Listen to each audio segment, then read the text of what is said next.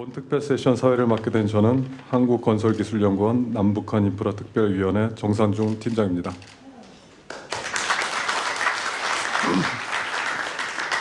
감사합니다. 오늘 제주포럼 특별 세션을 위해서 바쁘신 중에도 불구하고 국내외 각계각층의 많은 분들께서 귀한 시간을 내어 참석해 주셨습니다. 감사드립니다. 자, 첫 순서로서 본 특별 세션의 주관기관인 한국건설기술연구원 한승헌 원장님의 개회사가 있겠습니다. 박수로 맞이해 주시기 바랍니다.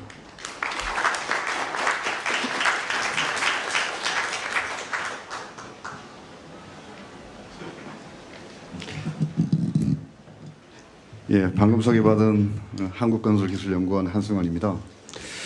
처음에 들어왔을 때 좀 놀랐어요. 이 카페 분위기인 줄 알아서 국제 행사는 이렇게 우아하게 하는구나.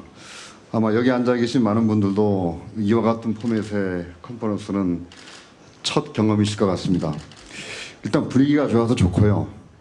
또 제주도에서 이 포럼이 열려서 특별히 각별한 의미가 있는 것 같습니다. 무엇보다도 바쁘신 중에도 이렇게 많은 분들이 참석해 주셔서 본 특별 세션을 주관한 건설기술연구원의 원장으로서 깊이 감사드립니다. 제주포럼은 올해가 14회라 그러더라고요. 제주포럼은 평화와 번영을 논의하는 대표적인 국제 포럼 행사로 자리매김한 것 같고요. 금년에 6,000명 정도가 참여를 하고 있답니다. 그리고 그 행사 중에서 우리 건설 분야를 유일하게 다루고 있는 한반도 공동 번영을 위한 남북한 인프라 협력이라는 타이틀로 제주 포럼에서 처음으로 이 특별 세션이 열리게 된 점을 저는 개인적으로 상당히 자랑스럽게 생각하고 있습니다. 이번 특별 세션이 가능하게 도와주신 많은 분들이 있습니다. 먼저 제주평화연구원의 김봉군 대사님께서 적극적으로 이 특별 세션을 배정해 주셨고요. 아마 중간에 참석하실 것 같은데요. 우리 문정인 대통령 외교안보 특별보좌관님께서도 상당히 많은 도움을 주셨습니다. 깊이 감사드립니다. 그리고 오늘 패널 토론을 위해서 멀리 독일에서 와주신 베런트 부테 박사님, 한국이 첫 방문이라 그러시고요. 또 내일 독일로 귀국을 하셔야 된다 그럽니다. 이 아름다운 제주도에서 더 시간을 만끽하셔야 되는데 참 바쁜 시간을 쪼개셔서 한국에 방문해 주셔서 다시 한번 감사드립니다. 그리고 이종세 토목학회장님, 내일 또 해외 출장이 있으신데 모든 일정을 다 미루시고 오늘 좌장 역할을 해주시기 위해서 와주셨습니다. 국토교통부 하대성 국장님은 오늘 을지훈련 기간이거든요. 비상사태인데 원래 내려오기 힘들었습니다. 근데 이 사유서를 내셨다면서요. 제주도에 꼭 가야 된다는. 해서 우리 이렇게 특별히 와주신 하대성 국장님께도 박수 한번 부탁드립니다. 네. 그리고 이제 경남대학교 국동연구소 이면출 교수님 나와주셨고요. 한락건설의 유재희 전무님, 중앙일보의 이영종 소장님, 그리고 김병석 남북인프라, 요즘 위원장이 뜨는 시대인데 남북인프라 특별위원장님이십니다. 너무 수고 많으셨고요. 사실 이 남북경협, 남북인프라는 아직 풀려야 할 숙제가 많이 남아 있습니다. 많이 남아 있고 갈 길이 멀죠. 그렇지만 최근에 남북 북미 정상회담을 거치면서 어느 때보다도 남북 경협을 통한 민족적 상생, 그 평화에 대한 기대감이 높아지고 있는 것도 사실인 것 같습니다. 그렇지만 이 남북 경협, 특히 남북 건설 인프라는 손에 잡힐 듯 금방 다가올 것 같은 이상론과 아주 냉혹한 현실론 사이에서 시계추처럼 왔다 갔다 했던 것 같습니다. 이럴 때일수록, 어려울 때일수록 정부는 신중한 자세를 취할 수밖에 없습니다. 그렇지만 저희 같은 정부 출연 연구기관과 민간, 우리 인더스트리는 이럴 때일수록 다양한 목소리를 담아서 냉혹한 현실론을 좀 더 이상론으로 끌고 갈 수 있는 준비도 해야 되고요. 이 정책적 제안을 해야 된다고 생각을 합니다. 오늘 이 특별 세션은 바로 그런 취지에서 준비됐다고 말씀드리겠습니다. 오늘 다루게 될 한반도 인프라는 여러분이 잘 아시겠지만 여기 많은 분들이 인프라를 다루고 계신 분들입니다. 국가 발전의 원동력이죠. 인프라는. 그리고 고도사회, 선진사회로 가는 일종의 상징적인 표상입니다. 지난 70년간 남북 관계가 단절돼 있어서 남한은 섬과 같았습니다. 아일랜드였죠. 그 북한 더 나아가 유러시아로 나갈 수 있는 상생과 시너지의 기회도 저희는 상실해 왔다고 생각됩니다. 요즘 많이 거론되고 있는 도로철도, 도로철도는 단순히 물리적 시설의 의미를 넘어서 교류와 무역을 촉진시키는 자유의 상징이라고 생각되고요. 이 도로와 철도를 통해서 사회, 경제, 문화적으로 상호 발전을 꾀하고 궁극적으로는 국가 발전 그리고 국민의 삶의 질 향상에 기여해 왔다는 것은 역사가 증명하고 있습니다. 도로, 철도 외에도 인간의 주거 생활의 가장 기본적인 각종 건축물, 주택 그리고 인간의 생존에 필수적인 물 문제, 상하수도 문제 그리고 그 외에도 공항, 항만, 댐 이와 같은 다양한 인프라가 저희가 앞으로 그려나가야 될 중요한 대상들이 아닌가 생각됩니다. 오늘 이 특별 세션을 통해서 한반도 인프라 협력을 위한 핵심적인 이슈들이 발굴이 되고 우리가 당장 무엇을 해야 되는지 이런 부분들도 의제를 정리할 수 있는 그런 시간들이 됐으면 좋겠습니다. 한국건설기술연구원도 정부 출연 연구기관으로서 이제는 남북한 인프라 협력에 역량을 결집시켜서 오늘 이 세션이 단순한 세션으로 이벤트성으로 끝나지 않고 향후 지속적으로 남북 인프라 협력에 대한 허브 역할을 할 수 있도록 중심적 역할을 할 수 있도록 소임을 다하겠습니다. 끝으로 오늘 여기 참석하신 모든 분들에게 이번 세션이 제주도에 오셨으니까 나름대로 의미 있고 정보를 공유하고 값진 결과를 안고 돌아가기를 개인적으로 바라봅니다. 제주도는 저희 고향입니다. My hometown, 제주 아일랜드. 저 고향인데 제주도를 이야기할 때 깊고 푸른 마음 이야기합니다. 오늘 저녁 행사도 마련된 걸로 알고 있는데 한 분도 빠지시지 말고요. 저녁도 같이 하시면서 제주도의 깊고 푸른 밤을 만끽하시기 바랍니다. 대단히 감사합니다. 고맙습니다.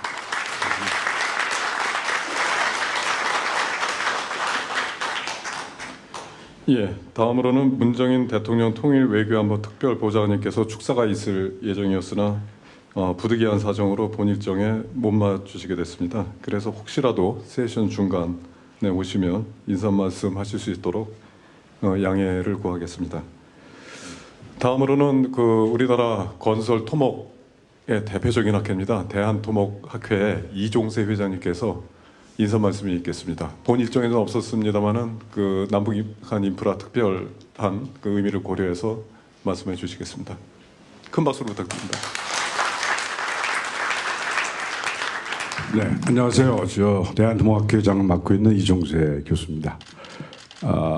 우리 문정인 특보께서 오셔야 될 자리에 제가 이렇게 나오게 돼서 아주 대단한 영광으로 생각합니다.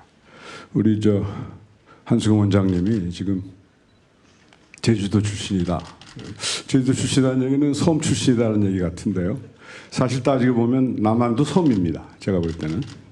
그렇죠? 위로는 갈 수가 없으니까. 그래서 아마 오늘 우리 이제 섬을 육지로 만드는 그런 긴 장정의 아주 중요한 이제 계획 또 협력 이런 것을 논의하는 자리 이런 자리를 만들어 주신 우리 한승환 원장님 이하 우리 건설기술연구원 스태프들 너무 감사드리고요. 또 오늘 이 바쁘신 가운데 많이 참석해 주신 여러 방청객 여러분도 대단히 감사드립니다. 사실 제가 축사를 할 그런 입장은 아니고요. 저도 오늘 여기 참가자입니다. 오늘 좌절을 맡게 돼 있고 사실은 여기 오늘 두 분 이제 말씀해 주실 두 분 연사님들은 이제 이런 내용을 아주 오랫동안 준비를 해오신 분들이고요. 또 네 분 토론자들도 아주 이쪽 분야에 아주 잘다 고민하는 그런 전문가들입니다. 저는 단지 모더레이터로 사회를 좀 볼까 하는 생각인데 제가 그것을 맡게 된 건 여기 건설에서 오신 분이 대부분일 것 같습니다만 우리 건설업계가 오늘 대단한 침체를 맞고 있습니다. 그래서 혹시 북한 남북 협력, 한반도 인프라 협력 이런 것들이 우리한테 어떤 저희가 갈 수 있는 계기가 될 수 있지 않을까, 돌파구가 될 수 있지 않을까 하는 기대들을 갖고 계십니다. 그러나 우리 원장님께서 말씀하셨지만 이게 올 듯 언젠가 또 과연 올 것이냐, 이런 여러 가지 의문들, 조바심 이런 것들이 갖고 계실 겁니다. 그런데 제가 단연코 말씀드릴 수 있는 것은 언제인지는 모르나 분명히 온다. 언젠가는 온다. 또 오게 만들어야 한다. 이런 생각입니다. 그래서 오늘 아무쪼록 이 뜻깊은 모임이 멋진 제주도에서 또 멋진 제주 포럼의 이 베뉴 안에서 이렇게 이루어진 것에 대해서 다시 한번 축하드리면서 오늘 모쪼록 이 준비가 이런 또 담론이 계속되면서 우리가 세계적으로 꾸준히 준비를 해서 시행착오를 줄일 수 있도록 또 우리 한반도가 번영의 길로 제도록할 수 있도록 그런 계기로 삼았으면 좋겠습니다. 제가 오늘 자장을 맡기 때문에 이 정도로 줄이겠습니다. 대단히 감사합니다. 네, 감사합니다. 일정에는 다음 순서가 기념 촬영으로 예정이 되었습니다만 효율적인 진행을 위해서 좀 생략 또는 본 세션을 마지막으로 미루도록 하고요. 지금부터 이제 본격적인 기조 발표 순서로 들어가겠습니다. 첫 번째 발표 제목은 남북한 인프라 건설 협력 방안으로서 한국건설기술연구원 남북한 인프라 특별위원장인 김격성 박사님께서 발표해 주시겠습니다. 김현석 위원장님께서는 서울대 토목공학과 졸업 후 토목대한토목학회 부회장, 국토교통부 중앙건설기술심의위원, 국회 입법조사처와 감사원, 자문위원 등을 역임하시고 현재 한국교량 및 구조공학회 부회장, 국가표준실무위원회 위원, 건설기준위원회 교량국가위원장 등으로 활동하고 계십니다. 2011년부터는 북한 인프라 개발 연구를 통해서 남북한 공동번영의 기반 구축을 위해서 지속적으로 노력을 경주하고 있습니다. 박수로 맞이해 주시기 바랍니다.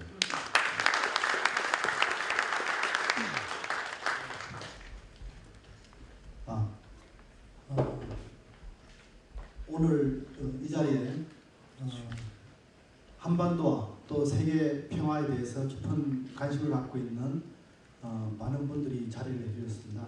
함께 해주신 데 대해서 깊은 감사의 말씀을 드리면서 기조 발표를 시작하도록 하겠습니다.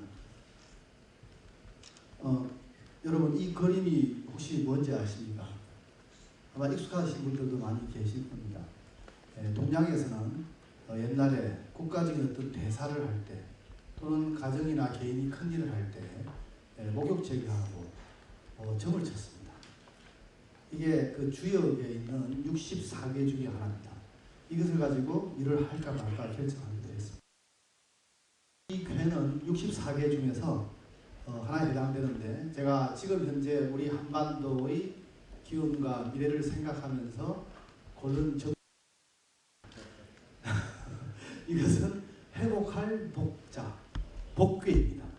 위에 갈라진 두 개는, 특히 통역하는 분, 우리 그 외국분들 들을 수 있게 잘 좀 부탁드립니다. 두 개는 음을 상징합니다. 인 앤 양. 갈라진 것은 인, 음이고 하나로 되어 있는 것은 양입니다. 위에 있는 5개는 얼어있는 겨울을 지난 동토를 상징합니다. 딱딱한 땅. 밑에 있는 양 하나는 새싹의 기운입니다. 저것이 이제 겨울이 지나고 봄이 시작되면서 땅을 뚫고 올라오려고 하는 그런 모습이 되겠습니다.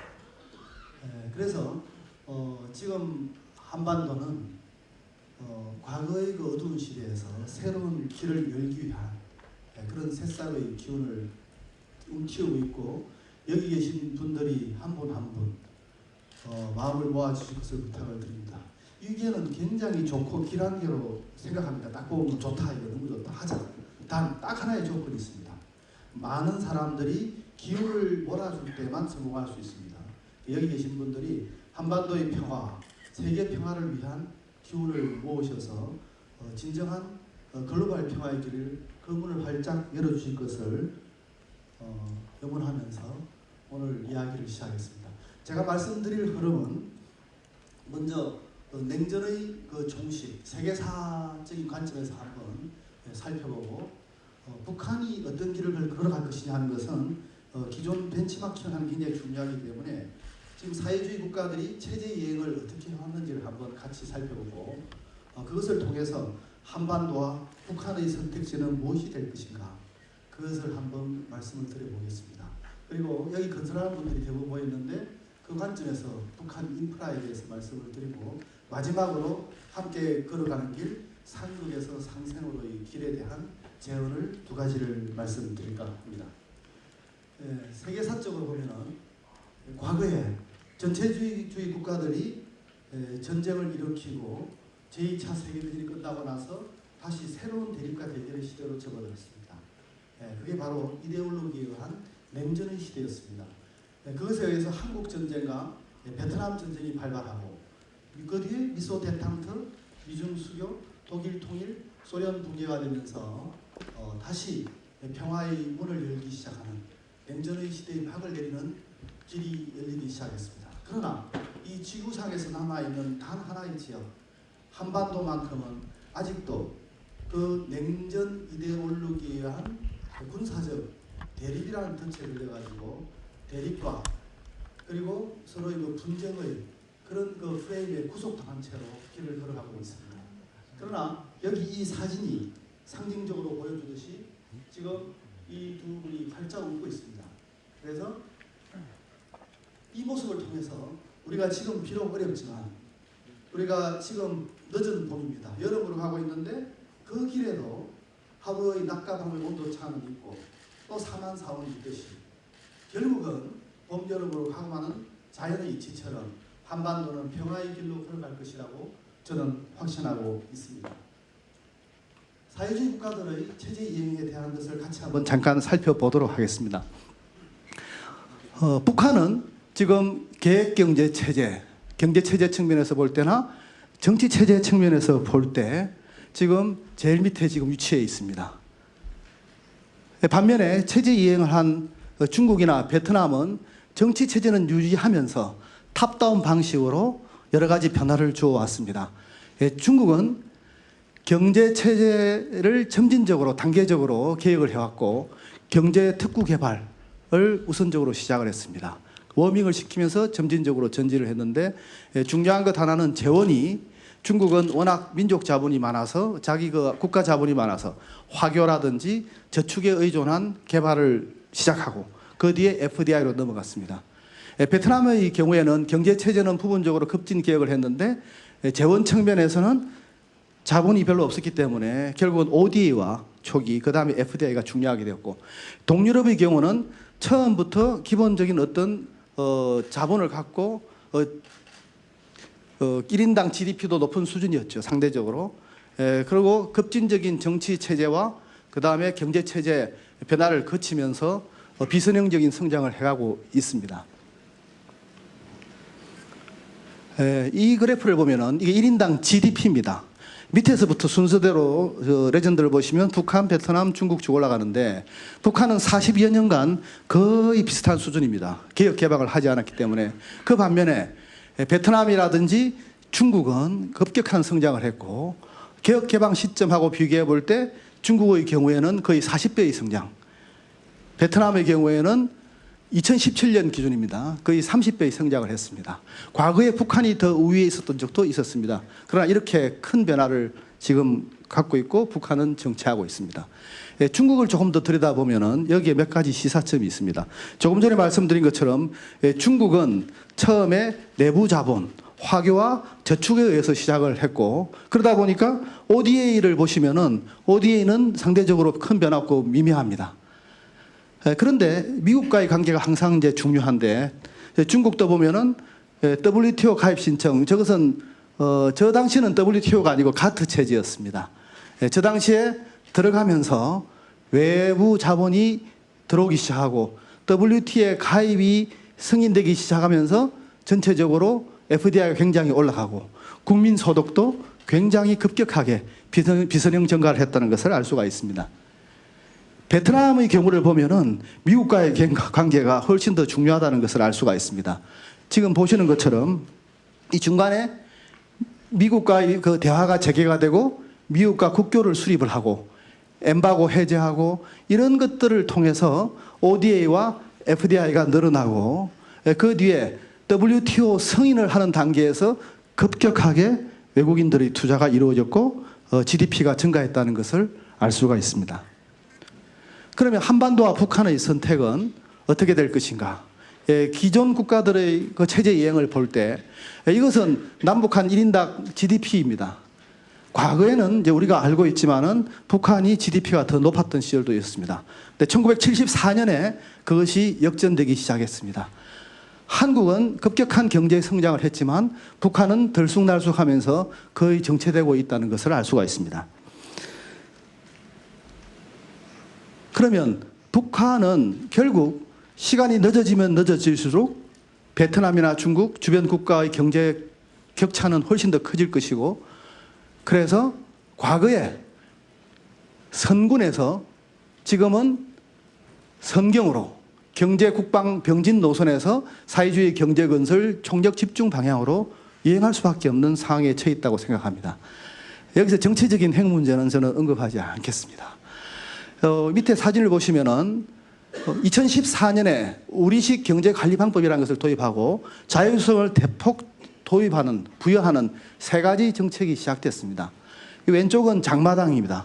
지금 북한은 수많은 장마당이 있습니다. 수백 개의 장마당이 있고, 이 중간에 있는 사진은 제가 지난주에 북중 접경 지역 압록강을 따라서, 두만강부터 압록강을 따라서 아주 눈앞에서 북한을 바라볼 수 있는 기회가 있었습니다. 거기서 몇 가지 제가 놀랐는데요. 그 중에 하나가 제가 가까이 그 해산 근처에 있는 지역의 사진을 찍은 겁니다. 이 포전제라는 게 과거에는 농부가 경작을 하면은 30%를 가져갔는데 지금은 70%를 개인한테 줍니다. 그러니까 자본주의 개념이 들어가기 시작한 거죠.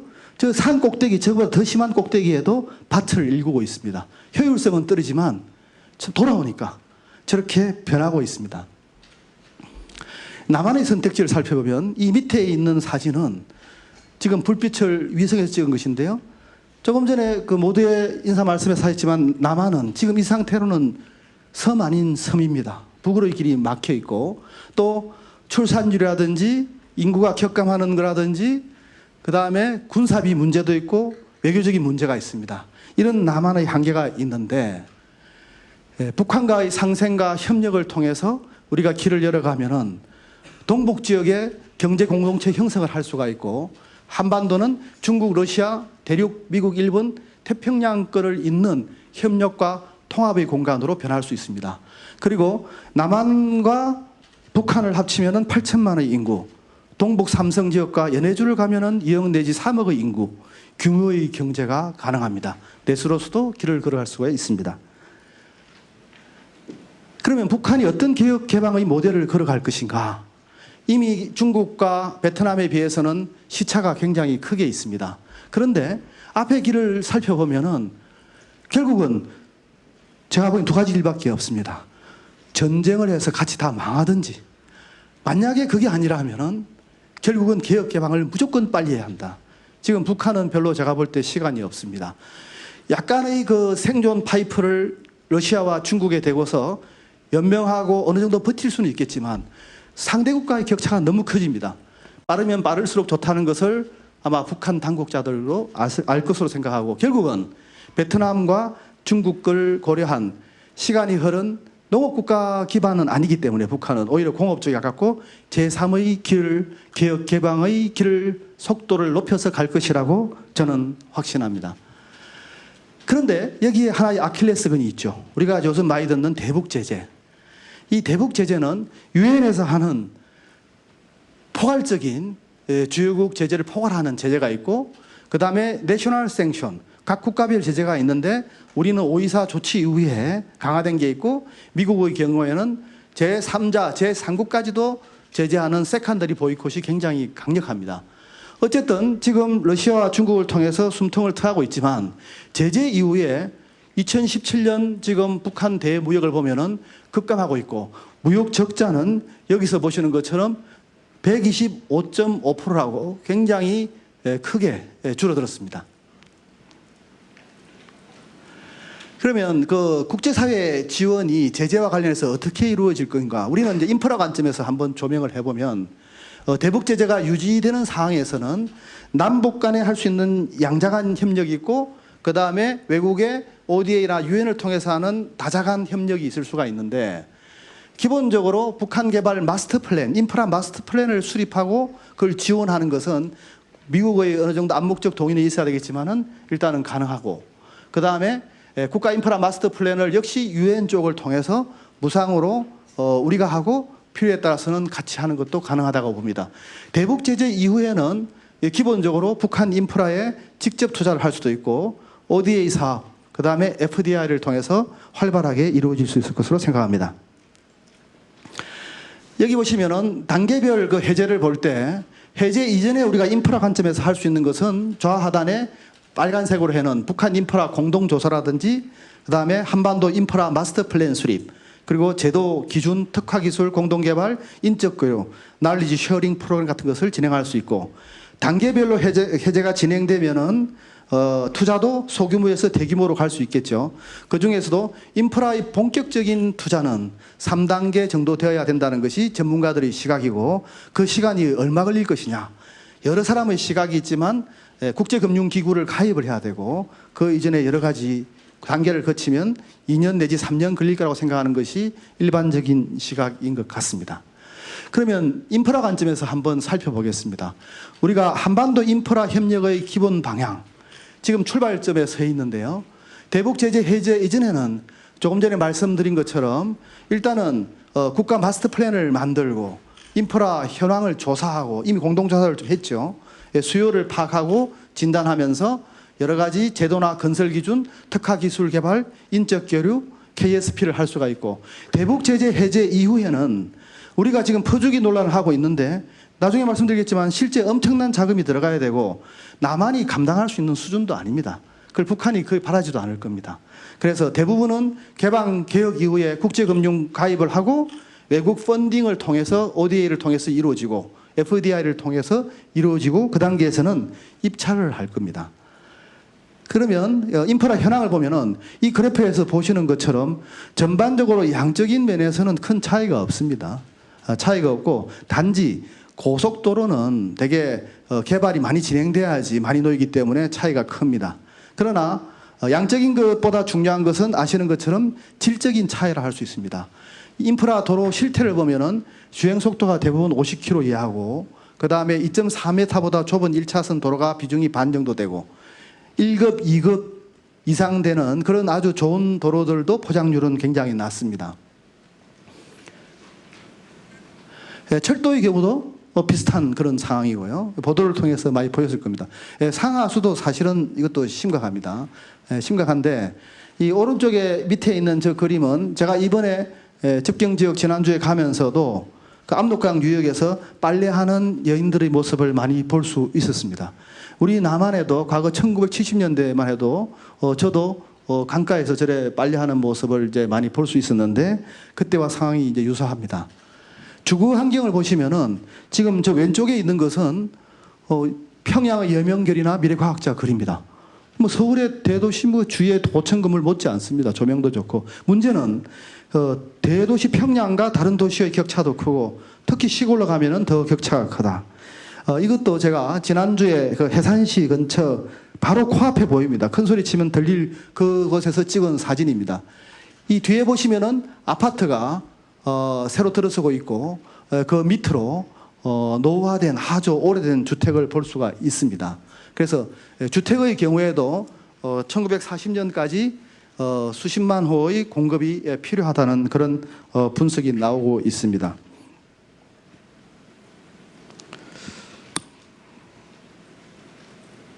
여기 보시면은 이 뒤가 새로 짓고 있는 거고요.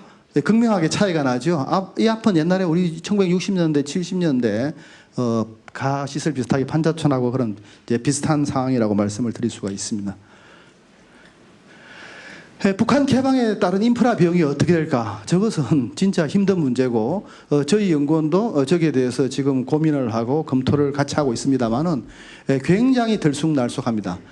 이 통합 비용을 보면은 기준을 얼마로 설정하느냐에 따라 다른데 예를 들어서 뭐 남한의 60% 수준으로 간다, 66% 수준으로 간다.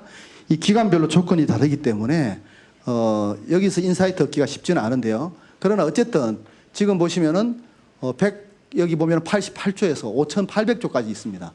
이 중에서 인프라는 또 기간별로 막 다른데요. 70조에서 뭐 14조, 300조까지 있는데 제가 볼 때 이제 베트남이나 중국을 보면 베트남 규모가 이제 우리하고 비슷하니까 베트남의 사례를 통해서 우리가 어느 정도 추정을 할 수 있다고 저는 생각하는데 베트남이 과거 19년간 ODA 원조 지원이 657조 원이었고 교통통신 분야가 전체의 28%입니다. 그러면 185조인데 그 뒤에도 FDI 전체 그 투자 금액이 과거에 했던 것 이상으로 지금 이루어지고 있고 지금도 인프라 개발이 되고 있습니다. 그래서 북한의 인프라 쪽은 제가 볼 때 한 300조 이상이 될 것이다. 어떻게 보면 건설산업연구원 데이터가 상당히 좀 비슷할 수 있다고 보고요. 그러면 이제 인프라 협력을 위해서 우리가 할 수 있는 일이 무엇인가? 조금 전에 제가 몇 가지를 말씀을 드렸는데요. 일단 기본적으로 공동조사하고 있고 인프라 마스터 플랜 수립을 해야 되는데 조금 더 깊숙이 들어가서 우리가 의미를 찾을 수 있는 건설 기준과 특화 기술, 인적 교류에 대해서 조금만 더 말씀을 드리고자 합니다. 먼저 건설 기준은 지금 남한에서 당장 물류가 들어가고 통행을 해야 되는데 효용성, 그다음에 소통, 안전이 굉장히 중요합니다. 그런데 북한의 지금까지 지원 다리의 1등교 최고 높은 수준은 우리나라 2등교하고 비슷합니다. 그래서 30톤으로 설계가 되어 있고 남한은 1등교가 43.2톤으로 되어 있습니다. 같이 우리가 물류가 다녀야 되니까 저 기준을 맞추는 작업이 굉장히 중요하다는 것을 알 수가 있습니다. 그다음에 이 기준을 한번 비교를 해보면요. 조금 다행스러운 것은 기본적인 흐름은 거의 같습니다.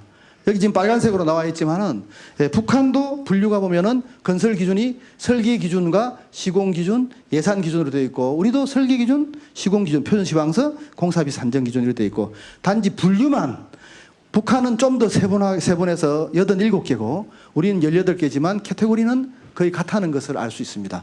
방향은 어느 한쪽을 고집하는 게 아니고 결국은 국제적인 기준을 맞춰가면서 서로 통합하는 작업을 제재 해제 이전에도 미리 고민할 수 있다는 말씀을 드리고 두 번째는 특화 기술입니다. 이 특화 기술은 제가 그 미얀마에 다리를 지으러 가고 그쪽 장관이나 차관분들하고 몇 번씩 회의를 하면서 느낀 것이 뭐 적정 기술 좋아하지 않습니다. 그 용어를 싸구리라는 생각이 들고 오히려 개도국이나 제3세계는 신기술을 좋아합니다. 그리고 유지관리할 수 있는 리소스가 별로 없기 때문에 최소 유지관리가 될 수 있게 해야 되고 그러나 가격은 비싸지 않아야 됩니다.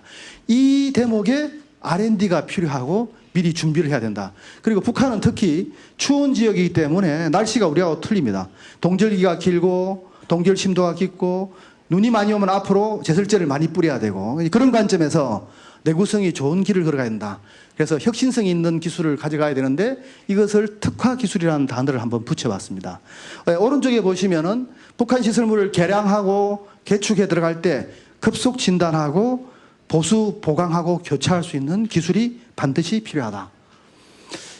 무엇보다 근본적인 것은 기술과 사람의 교류가 되겠습니다. 지금 보시는 저 오른쪽 한반도 중간 저희가 연천입니다. 위도와 경도상으로 볼 때 한반도의 거의 중간 정도인데 다행스럽게 우리 국토부에서 많은 지원을 계속 해주셔가지고 저희가 21만 평 부지를 마련해서 SOC 실증센터를 지금 구축해놓고 눈비가 오는 환경에서의 도로 시험을 할 수 있는 시설도 지금 만들어 나가고 있고 일부는 구축되어 있습니다. 그래서 북한 접경지대입니다. 그래서 저기에 북한 분들을 초청해서 같이 세미나도 하고 기준에 대해서 이야기하고 특화 기술에 대해서 이야기하고 그리고 그 특화 기술을 북한 골재를 가져와서 같이 공동으로 실험도 하고 그런 구체적인 것을 해나가는 역할을 저 SOC 실증센터에서 일부 하면 어떨까 하는 것을 저희 연구원에서 제안을 하고 있습니다. 제가 마무리를 짓고자 합니다. 함께 길을 걸어가기 위해서 남한에서도 서로 상극의 기운이 일부 있습니다. 이것을 상생으로 돌리고 남북한의 상극의 기운을 상생으로 돌리고 세계적으로 평화의 길을 함께 걸어가기 위해서 먼저 남한에서 우리가 해외 진출할 때 우리 기업끼리도 좀 뭐 경쟁은 필요하죠. 그러나 너무 심하게 경쟁하고 있고 정보도 소통이 안 되고 있습니다. 1차 남한에서의 상생이 필요하다. 그래서 기업들 간에 정보를 어느 정도 공유하면서 길을 어느 정도 같이 걸어갈 수 있는 북한을 진정으로 한민족으로서 한반도 공영을 위해서 돕겠다는 마음이 근본이 되고 그 기저 위에서 경쟁도 해야죠. 가서 입찰을 하고 이제 그런 어떤 분위기를 조성하는 게 1단계가 되겠고 2단계의 경우에는 북한이 조인을 해서 남북한이 상극에서 상생으로 같이 조금 전에 말씀드린 것처럼 협력하면서 길을 걸어갈 수 있는 뭔가 플랫폼이 필요하다. 근데 이것은 정부에서 국토부에서 하기는 힘듭니다. 하면 여러 가지 또 이야기를 들을 수 있기 때문에 우리 국장님하고도 조금 전에 점심때 이야기를 나눴지만은 뭔가 민간 중심으로 해서 일단은 출발을 하면서 차츰차츰 되어 나가고 진도를 나가자 하는 것이 한반도 인프라 포럼이고 2부에서 좀 더 심도 있게 같이 토론을 할 생각입니다. 그 다음에 그 평화의 다리 1mm 무브먼트입니다. 제가 모두에 말씀드린 것처럼 냉전 이데올로기에 의해서 대립의 프레임에 갇혀 있는 마지막 지역 한반도입니다. 여기에 남한과 북한을 연결하는 그 다리를 정부 돈, ODA 돈으로 짓지 말고 저게 1km를 2차선 하려면 1,000억 원이 됩니다. 4차선 하려면 더 들겠죠. 그래서 1,000억 원이면 100만 명이 한 명이 10만 원씩만 모으면은 건설할 수 있다. 이 달러로는 100불이 되겠습니다.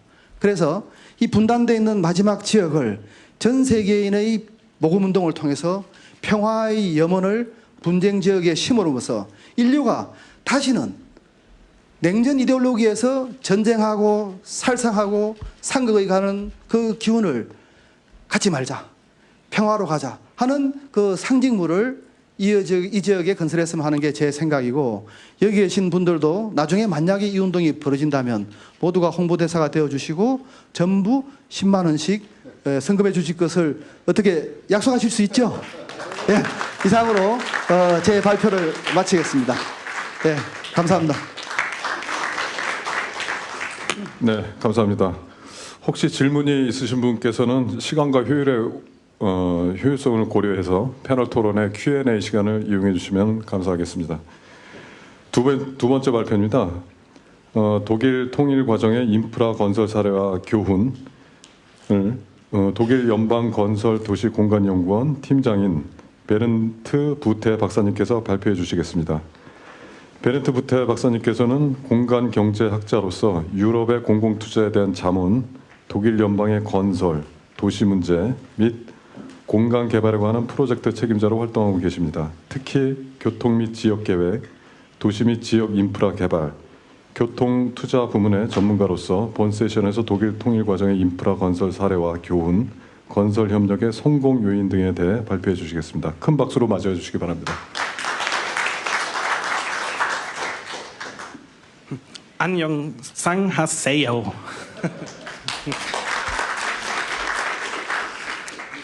Ladies and gentlemen, it's a great honor for me to present you Germany's experience and lessons learned in infrastructure construction during the reunification of Germany.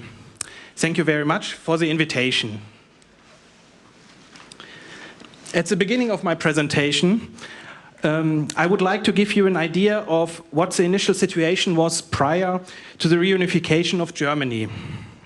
Then I would like to show you how the transport infrastructure construction was carried out during the reunification of Germany. After that, I would like to show you how transport infrastructure construction in Germany is currently organized using the instrument of the Federal Transport Infrastructure Plan. Finally, from a German perspective, I would like to introduce you success factors for construction corporations.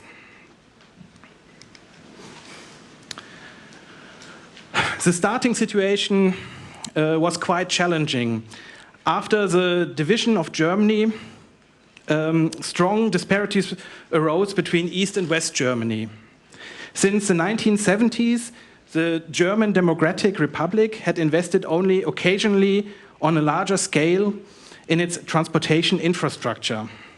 Many highways, roads and railroads were on the level of the 1940s and heavily neglected, with the consequence that highways were in poor conditions in 1990.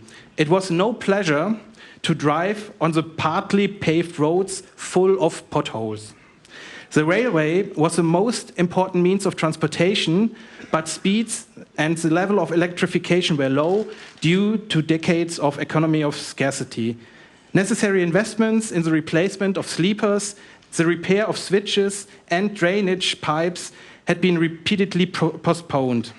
And even worse, over many years, faulty concrete mixes has been installed and concrete cancer occurred. A look at the waterways also shows that they were outdated. But how was the situation in West Germany? In West Germany, the federal government is responsible for the construction and maintenance of the federal transportation infrastructure. Since 1973, federal transport infrastructure plans form the basis of the development and upgrading of federal transport infrastructure.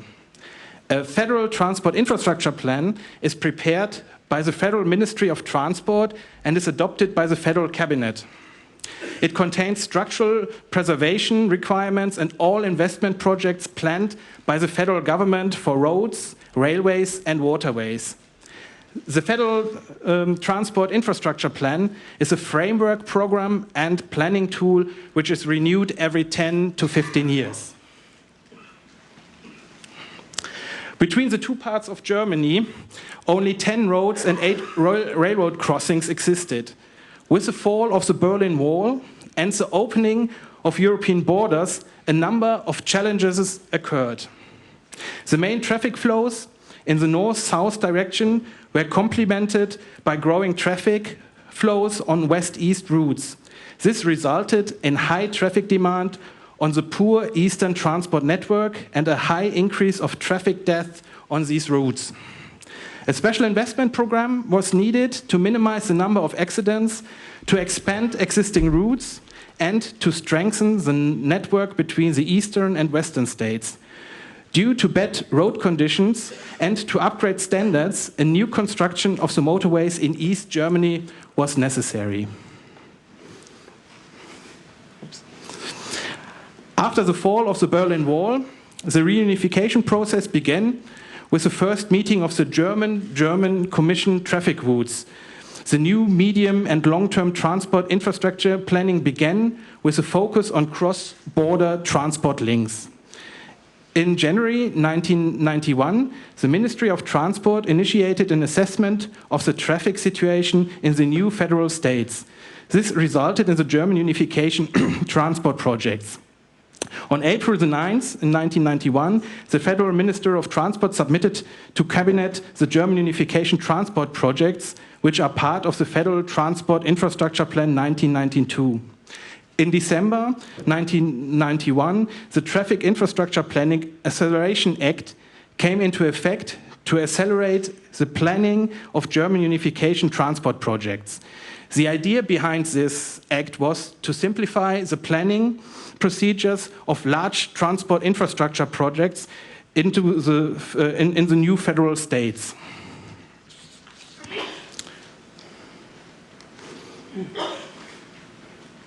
Oops. On the left side, you can see a map of Germany with the 17 identified German unification transport projects.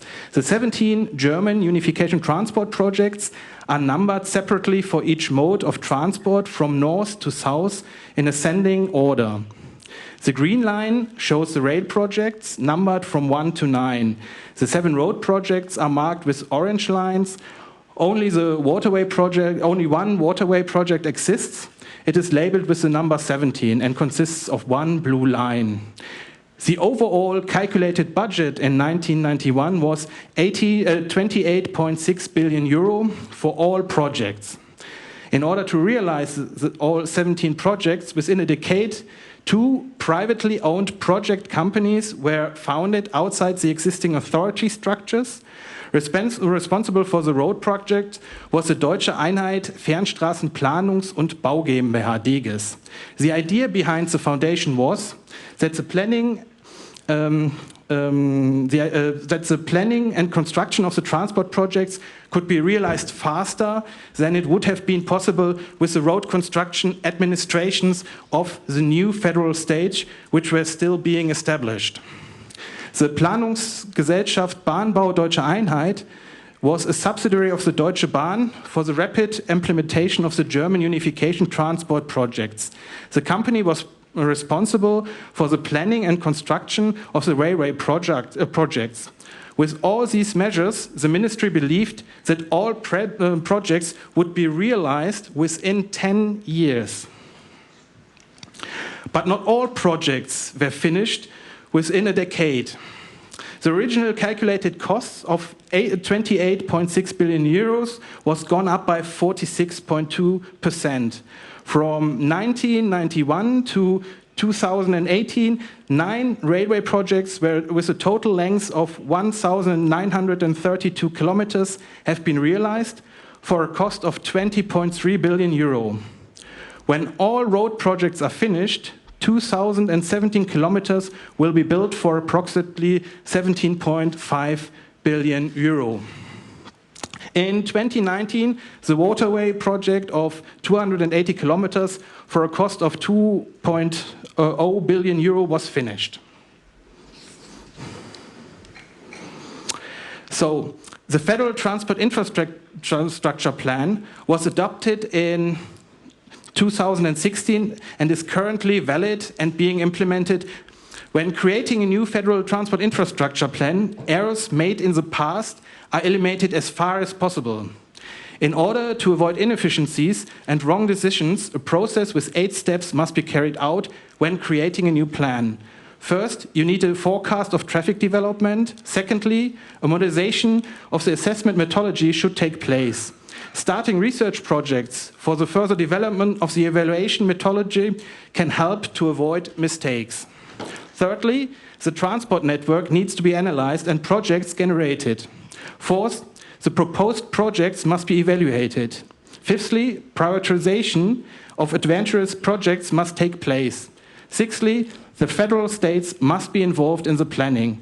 Seventhly, the cabinet must improve the plan. And last but not least, eighthly, laws must be passed. Due to the lessons learned from the past, the Federal Transport Infrastructure Plan 2030 follows a prioritization strategy with 3 aspects. Importance of maintenance will increase more and more. Plenty of important bridges are in a bad condition. It makes no sense to build new roads when the old infrastructure is not working anymore. Upgrading of congested links, debottlenecking, will also be part of the prioritization because some regions in Germany have severe problems due to rapid increase in traffic. There are some infrastructure components that are not able to cope with the increase of traffic in vehicles or trains, and they are therefore reducing the strength of the network. Importance of new construction will decrease because the network is already pretty good and there's not much money left for new projects. The Federal Transport Infrastructure Plan provides almost 270 billion euros over 10 years for investment in modernization of federal transport infrastructure, interconnection of infrastructure, and removal of infrastructure bottlenecks. The evaluation procedure is exemplified at the following chart. For the base year, you need data on an existing transport demand, and for the prognosis year, you need data on the forecast transportation demand. You need information about the current network and the future network. You can then simulate the traffic burden without and with the new project.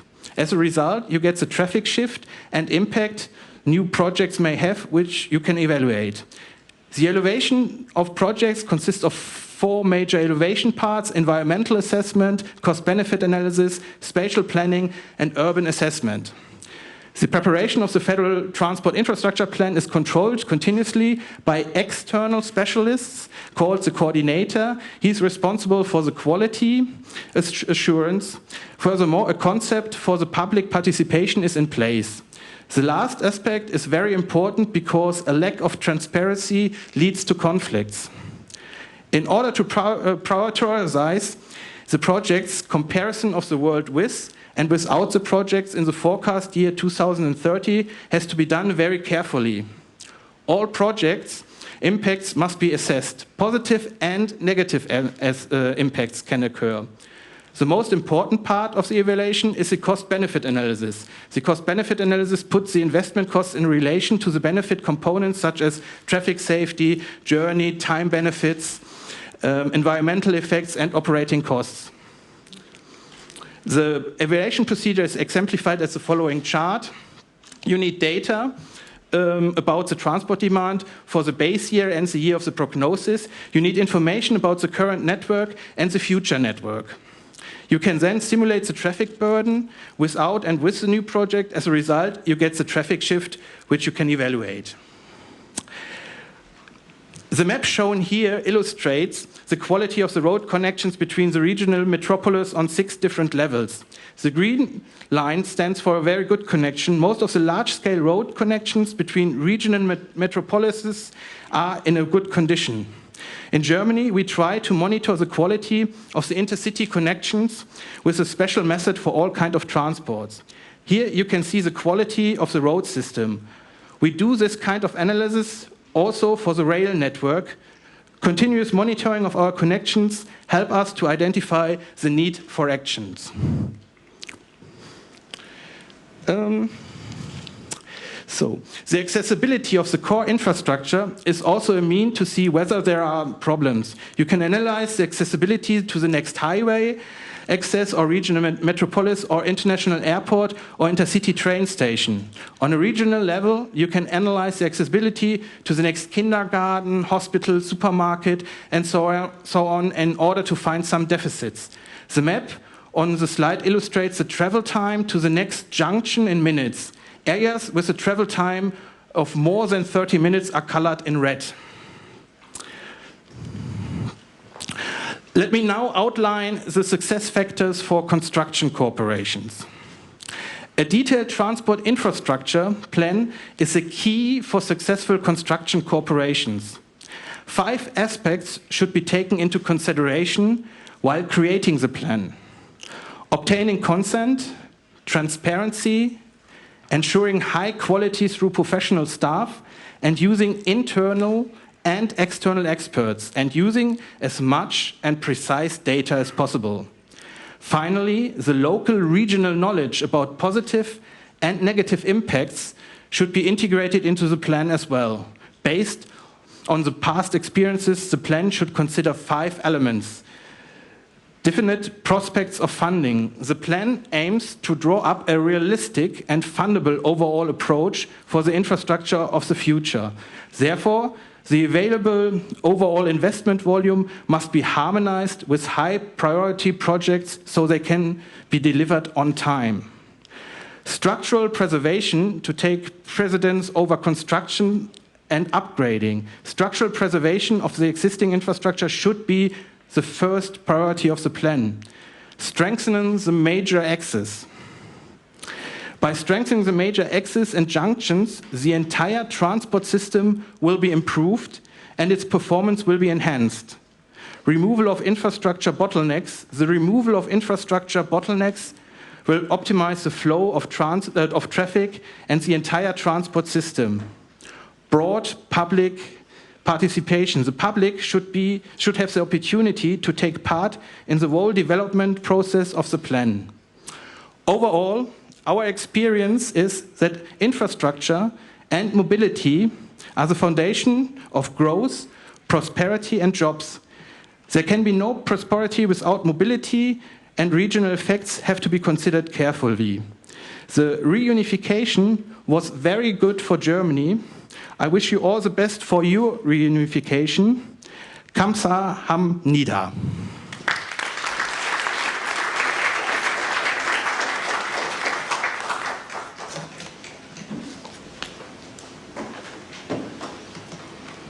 예, 기조 발표를 해주신 2분 감사합니다. 이제 패널 토론 순서로 들어가겠습니다. 좌장님과 패널 토론 위원님, 발표자 2분께서는 단상위 토론석으로 자리를 옮겨주시기 바랍니다.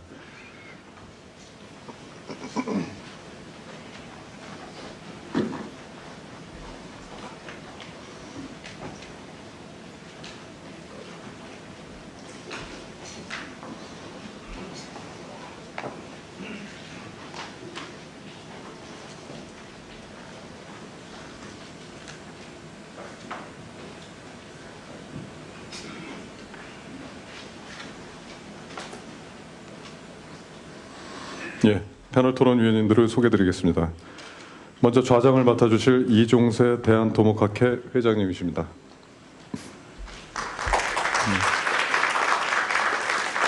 회장님께서는 연세대, 미국 펜실베니아 프린스턴대에서 학위를 하시고 미국 크락슨 대학교 교수를 거쳐 현재 한양대학교 건설환경공학과에 재직 중이십니다.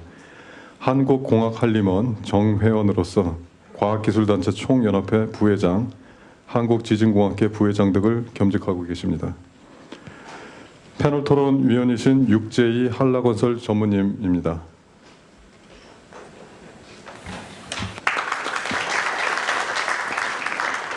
예, 육제이 전무님께서는 1998년 현대그룹 고 정주영 회장이 추진한 소떼방부, 금강산 관광, 개성공단 사업 추진 과정에서 북한과의 실무 협상을 맡는 등 남북 경협 사업에서 많은 실무적 경험을 축적하신 분입니다. 현재는 한라건설에 몸담고 계시며 업계의 대표적인 대북사업 전문가 중 한 분입니다. 다음 패널 토론 위원이신 이영종 중앙일보 통일문화연구소장님입니다. 예, 소장님께서는 중앙일보에서 북한 통일 문제를 커버하는 전문 기자로서 26년 동안 여러 차례 방북 취재 경험을 갖고 계시며 5차례 남북 정상회담과 북한 핵실험, 금강산 관광과 개성공단 가동, 남북 이산가족 상봉 행사 등을 현장 취재한 바 있는 대표적인 대북 전문 언론인 중 한 분이십니다. 다음 패널 토론 위원이신 이물출 경남대 극동문제연구소 교수님입니다.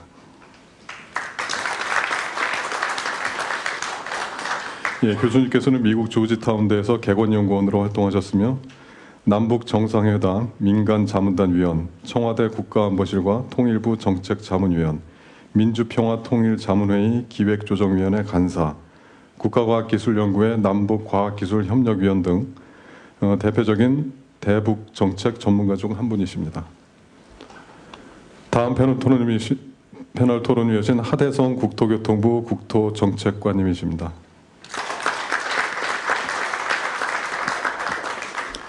예, 정책관님은 연세대와 사이타대학교에서 행정, 공공정책학으로 학위를 하시고 국토교통부 신도시 택지개발과장, 익산지방국토관리청장, 국가균형발전위원회 국장 등을 역임하셨고 현재 우리나라 국토정책을 실무총괄하는 국토정책관으로서 남북 경협 건설 분야 정책도 맡고 계십니다. 예, 그러면 저 소개를 마치고 패널 토론은 이종세 좌장님께서 진행해 주시겠습니다. 패널 토론에 주어진 시간은 30분이며 질의응답을 포함한 시간이 오니 양재해 주시기 바랍니다. 부탁드리겠습니다.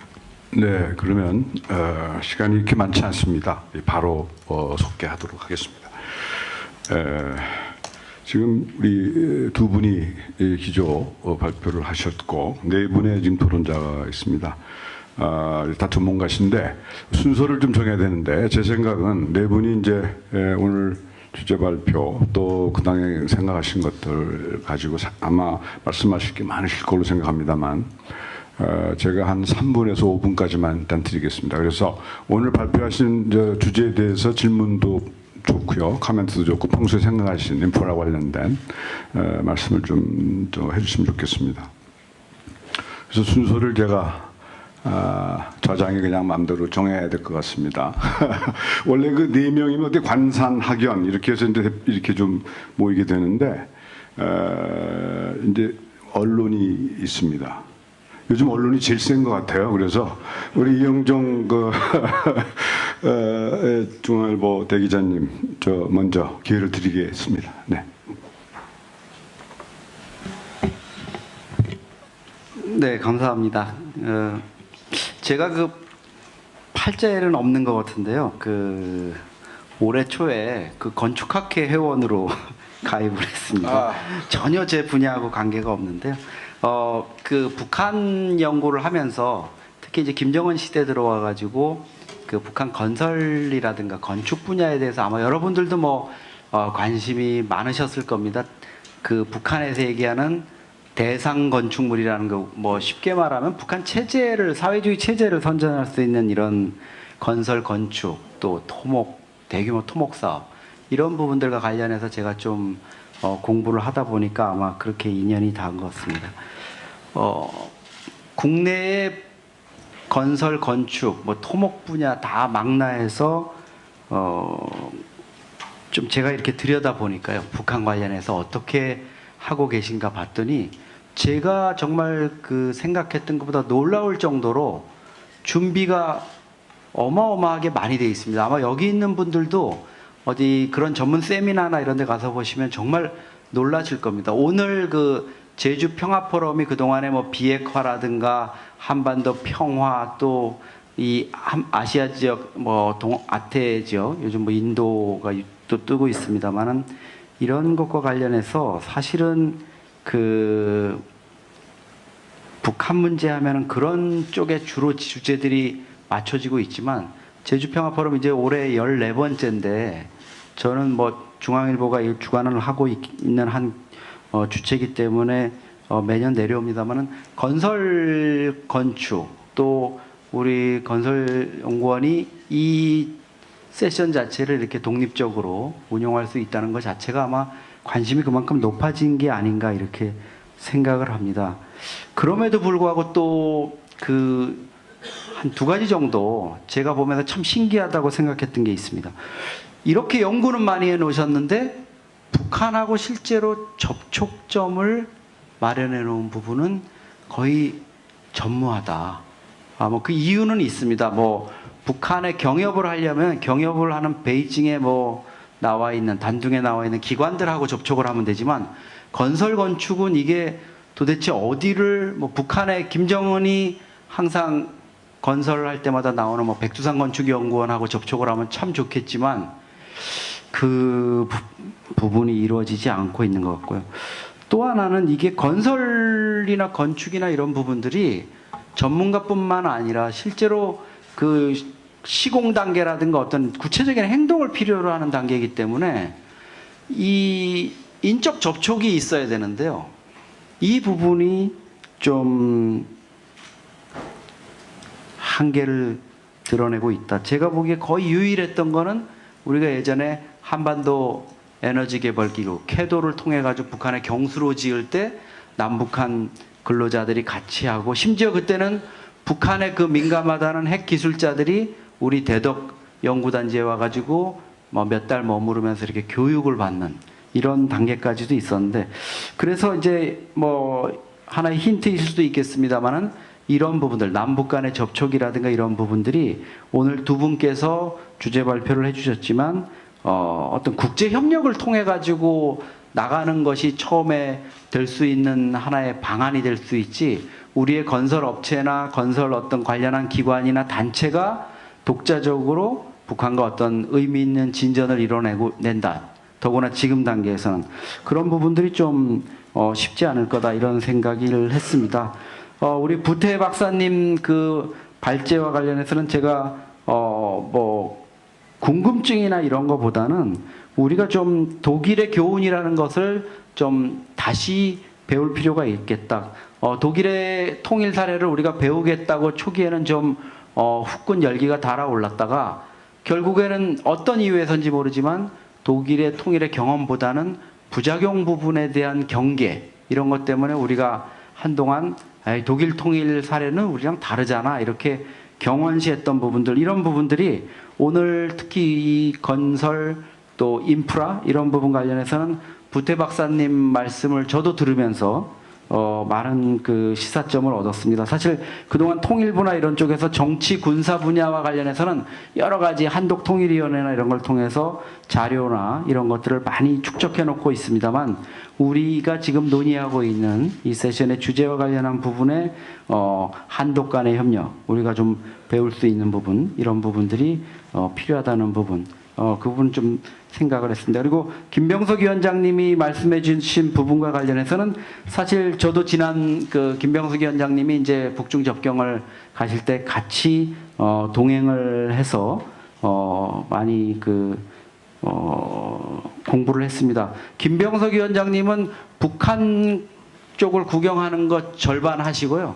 사실 나머지 절반은 이 170명 자리를 어떻게 채워야 되지 이 걱정으로 닷새간 그걸 하셨는데 원격 조정을 통해 가지고 여기 실무진들이 정말 노력을 많이 하셔서 오늘 정말 만석을 이룬 것 같습니다. 근데 역시나 제가 드리고 싶은 말씀은 저도 뭐 항상 현장에 가면서 배웁니다만 현장에 답이 있다는 매일 평양만 보면은 평양의 그 놀라운 뭐 건물들 보면서 어디 강남의 어느 한 지역을 보는 것 같은 그런 착시 현상이 일어날 수도 있지만 또 변경 지역을 가서 보면은 또 다른 부분을 볼 수 있는 거. 그래서 현실 가능한 우리가 좀 북한을 아까 우리 김병석 위원장님도 말씀하셨지만 통합 과정에서 북한을 과연 우리의 60%로 갈 거냐 80%로 갈 거냐 이런 수준을 여러분들께서 생각하실 수 있는 부분들 이런 부분도 좀 생각할 수 있었다 생각하고요. 끝으로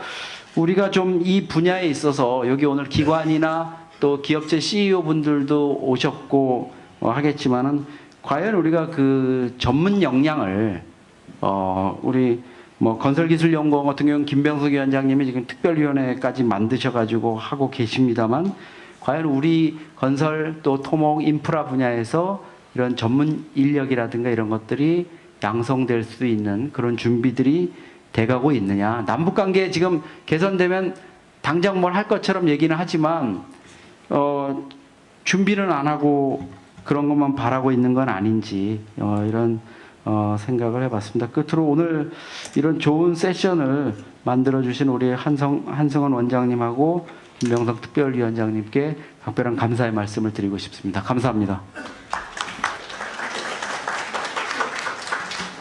네, 기자님 되게 수고하셨습니다. 우리 김병석 위원장, 김 위원장 하니까 좀 누가 연상이 돼서 네, 그렇습니다만 그러면 아까 제가 모두에 말씀드린 대로 관산학연인데 언이 계시고 그래서 거꾸로 그러면 우리 이물출 우리 교수님 부탁드립니다. 예, 감사합니다. 이 좋은 자리에 불러주셔서 일단 감사드리고요. 오늘 제가 이 발표를 보고 건설기술연구원이 정말 사전에 많은 준비를 하셨다는 느낌을 받아서 저도 매우 좀 기쁘고 또 존경의 어떤 감사 말씀을 드립니다. 일단 우리 독일에서 오신 부태 박사님 발표도 아주 인상 깊게 들었습니다. 감사합니다. 많이 배웠습니다. 예. 사실 저는 이제 정부 정책의 민간 학자지만 정부 정책에 지금도 관여를 하고 있는 사람으로서 오늘 그 한반도 인프라 협력을 위한 그런 핵심 과제들에 대해서 한번 여러분과 함께 공유를 좀 해보려고 합니다. 저희들이 이제 판단할 때 북한의 김정은 위원장의 최대 고민거리이기도 하고 또 남북 협력을 가장 원하는 분야이기도 합니다. 그걸 이제 저희들은 두 가지로 보고 있습니다. 그게 바로 에너지 분야입니다. 에너지 전력 분야 협력이고 또 한 분야가 이제 오늘 주제인 이 낙후된 인프라를 개선하는 부분입니다. 김정은 위원장이 지난해 남북 정상회담에서도 자기들의 어떤 낙후된 도로 사정에 대해서 아주 참 허심탄회하게 솔직하게 고백을 한 바가 있지 않습니까? 그만큼 북한은 이 낙후된 인프라 개선을 위해서 남북 간의 협력을 하기를 지금 원하고 있습니다. 근데 이제 사실 인프라 협력과 관련된 그 준비는 저는 지금도 늦었다고 봅니다. 저는 굉장히 늦었다고 봅니다. 왜 늦었냐 하면 이미 인프라 협력과 관련해서 북한은 중국하고 많은 협력을 해왔습니다. 특히 도로 연결, 물론 이제 북중 국경 지역에 좀 한정돼 있긴 하지만, 그리고 이제 다리 건설, 그리고 지금 이제 고속철도 관련해서도 북한과 중국 간에는 이미 많은 합의가 되었습니다. 제가 파악하기로는. 이제 그런 맥락에서 지금 우리는 지금 많이 이미 늦었다고 보고요. 그리고 지난해 남북한이 인프라 협력 관련해서 또 많은 합의를 했습니다. 남북한 정상이 합의를 한 겁니다. 그게 이제 그 도로철도 연결 현대화라는 과제, 그리고 두 번째는 서해 경제 공동 특구, 그리고 동해 관광 공동 특구. 이게 이미 합의가 되었어요. 이 합의 내용을 이행하기 위해서는 인프라 부분에서 어떻게 뒷받침을 해야 될 것인가 이런 준비가 돼야 되는데 이 준비가 제대로 안 돼 있습니다. 이제 시작하는 겁니다, 지금. 그런 맥락에서 건설기술연구원이 오늘 준비를 많이 하셨지만 사실 많이 늦었다. 제가 보는 관점에서는 지금 훨씬 더 깊이 있게 지금 들어갔어야 된다. 더 구체적인 준비를 했어야 된다. 이렇게 저는 얘기를 하고 싶고요. 지금 인프라 건설 관련된 핵심 과제가 4가지입니다. 재원 조달을 어떻게 할 것인가, 그리고 투자 보장 장치를 어떻게 마련할 것인가, 거버넌스, 추진 체계를 어떻게 만들 것인가, 그리고 중국, 러시아 등 주변 국가의 경쟁과 협력 문제를 어떻게 다룰 것인가. 이 4가지가 상당히 시급한 과제입니다. 시급한 과제고요. 특히 이 재정 조달 관련해서는 이 북한 인프라 건설과 관련해서 국가 재정이 투입될 사업하고 그리고 민자 유치를 할 사업이 이게 어느 정도 구분이 돼야 되는데, 구분돼서 어떤 접근을 해야 될지 이런 게 나와야 되는데 이 부분도 지금 전혀 안 돼 있거든요. 지금 북한의 모든 인프라를 우리가 다 할 수가 없는 거예요. 그래서 이제 국가 재정이 꼭 투입돼야 될 인프라는 뭔지, 그리고 민자 유치를 해서 해야 될 인프라는 뭔지, 이런 부분들이 구분이 돼야 되는데 저는 개인적으로 이 작업을 하고 있는데 아직 이 전문가들이 참여를 못 하고 있는 그런 상황이라서 제가 좀 안타까운 그런 상황인데요. 왜 이게 중요한가 하면 지금 우리가 남북 교류 협력이 재개가 되어도 이 퍼주기 논란은 우리 한국 사회의 아주 고질적인 문제죠. 특히 이제 막대한 재정이 투입되다 보니까 이 퍼주기 논란을 최소화할 수 있는 그런 방안도 함께 지금 고민을 해야 되는데, 국가 재정 투입 사업과 특히 국가 재정 투입 사업에 대한 논리가 굉장히 중요한 거죠. 왜 이 인프라를 건설해야 되는지, 이런 부분에 대한 좀 전문가분들이, 여기 계신 전문가분들이 사전에 좀 충분한 논의가 돼야 되고요. 그리고 이제 저는 초기부터 민간 자본이 들어가야 된다고 봅니다. 이게 초기부터 민간 자본이 들어가야 되는데 어떤 인프라가 초기에 수익성이 있는 건지, 어떤 인프라가 초기에 수익성이 있는 건지, 수익성이 없으면 수익성을 어떻게 만들 수 있는지, 이런 부분들을 이제 고민을 하고 준비를 하셔야 되는데, 이걸 위해서는 이제 충분한 사전조사, 시뮬레이션, 이게 굉장히 중요한 것 같습니다. 그래서 제가 부태 박사님이 발표하신 내용을 제가 상당히 인상 깊게 봤습니다. 그게 이제 여기 보면 성공 요인, 특히 이제 Success Factors for Construction Cooperations 이 부분에서 여기 보시면 굉장히 중요한 게 있어요. 가능하면 정확하고 많은 데이터를 수집하고, 또 왜냐하면 프로젝트 이밸류에이션을 위해서 이게 필요하다는 얘기잖아요. 이게 굉장히 중요한데 우리는 이게 준비가 지금 안 돼 있어요. 이런 부분들 어떻든 이런 부분들이 굉장히 중요하다고, 시간이 좀 넘어가서 제가 짧게 하겠습니다.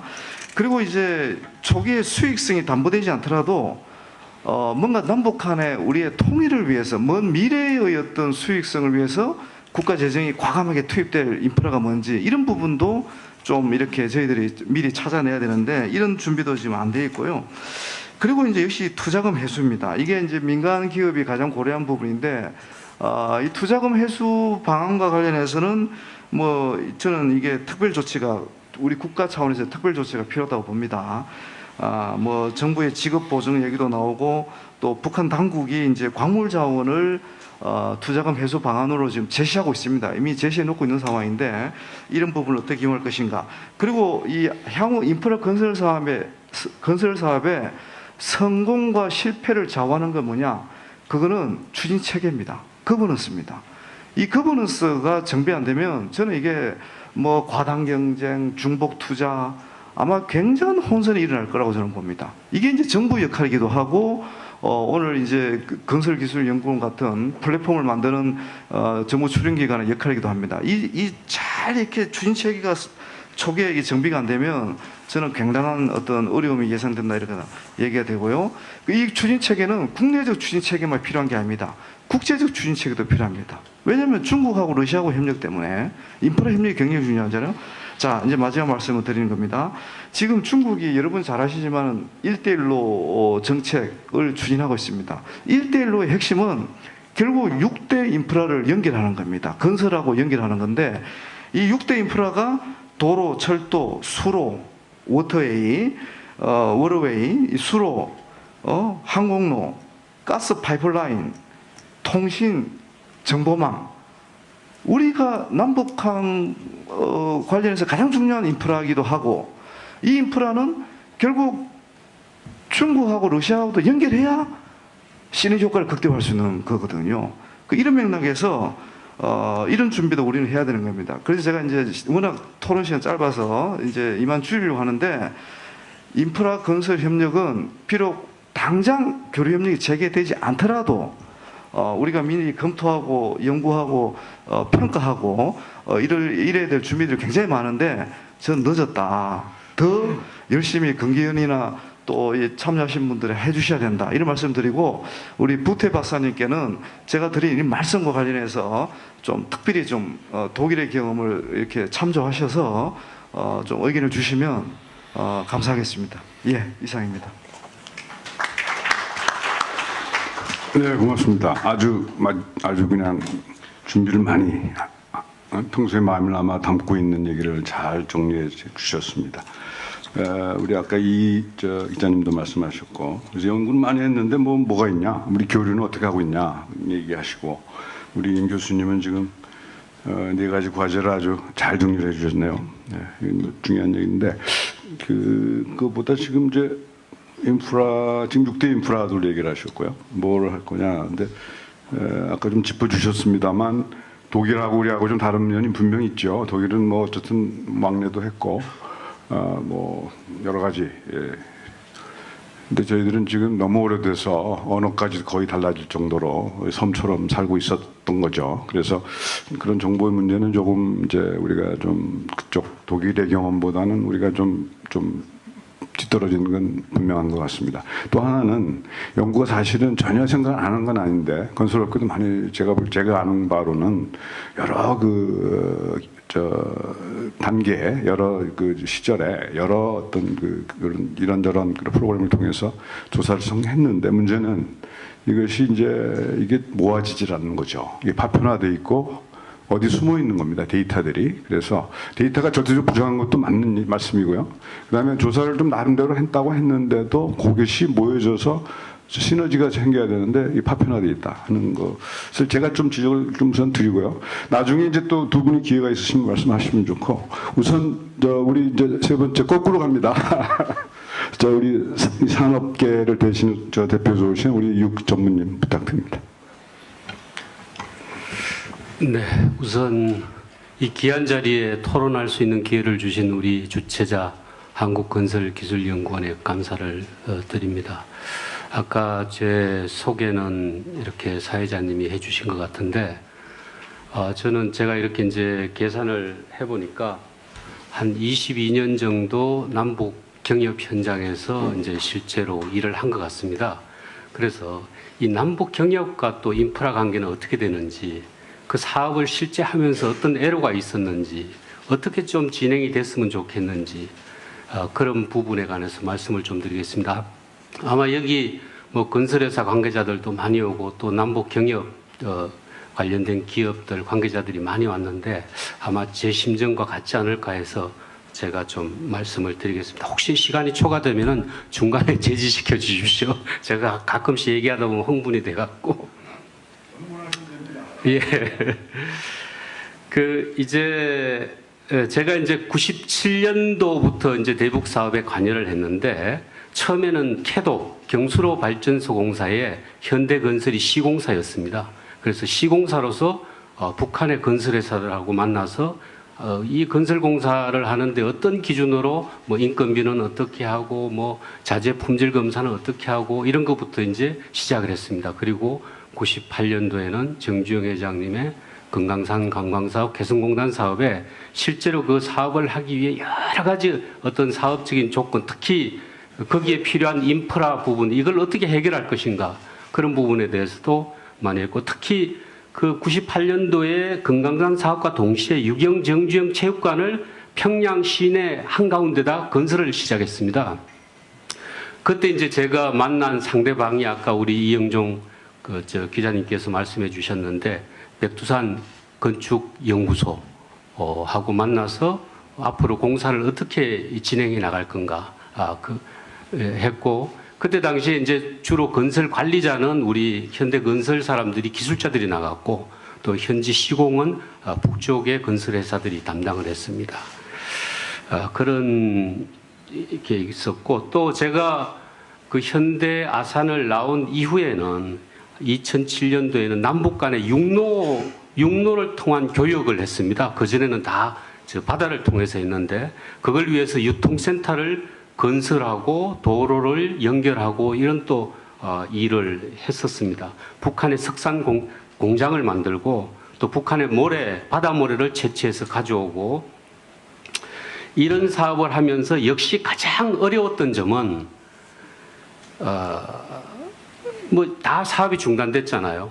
왜 중단됐습니까? 이 정치 군사적인 사건 사고 때문이죠. 그거와 이 사업이 연계되니까 뭐 모든 중단이 됐습니다.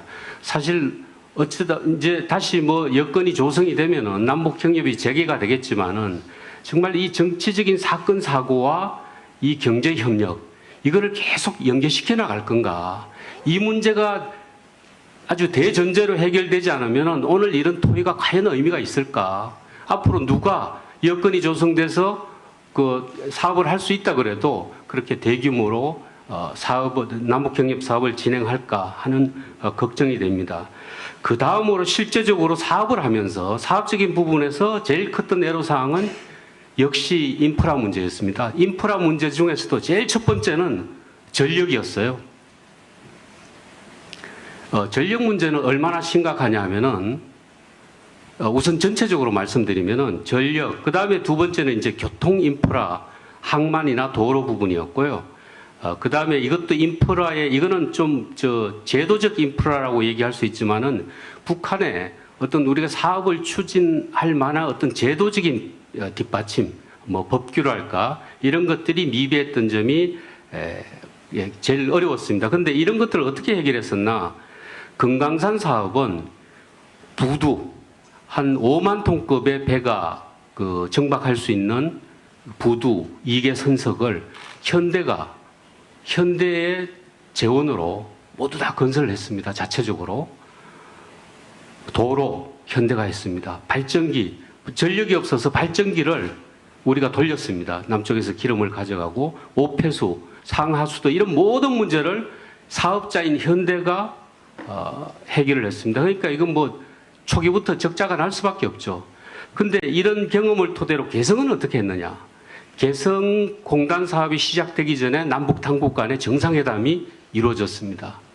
그래서 그걸 바탕으로 해서 개성공단의 전력, 철도, 도로, 통신, 상하수도, 오폐수 이런 것들은 다 정부가 지원을 했습니다. 그러니까 개성공단은 아마 개성공단에서 사업을 하신 분들은 알겠지만은 개성공단 사업은 아주 성공적으로 초기부터 진행이 됐습니다. 사업자 입장에서는 굉장히 사업성이 좋았던 거죠.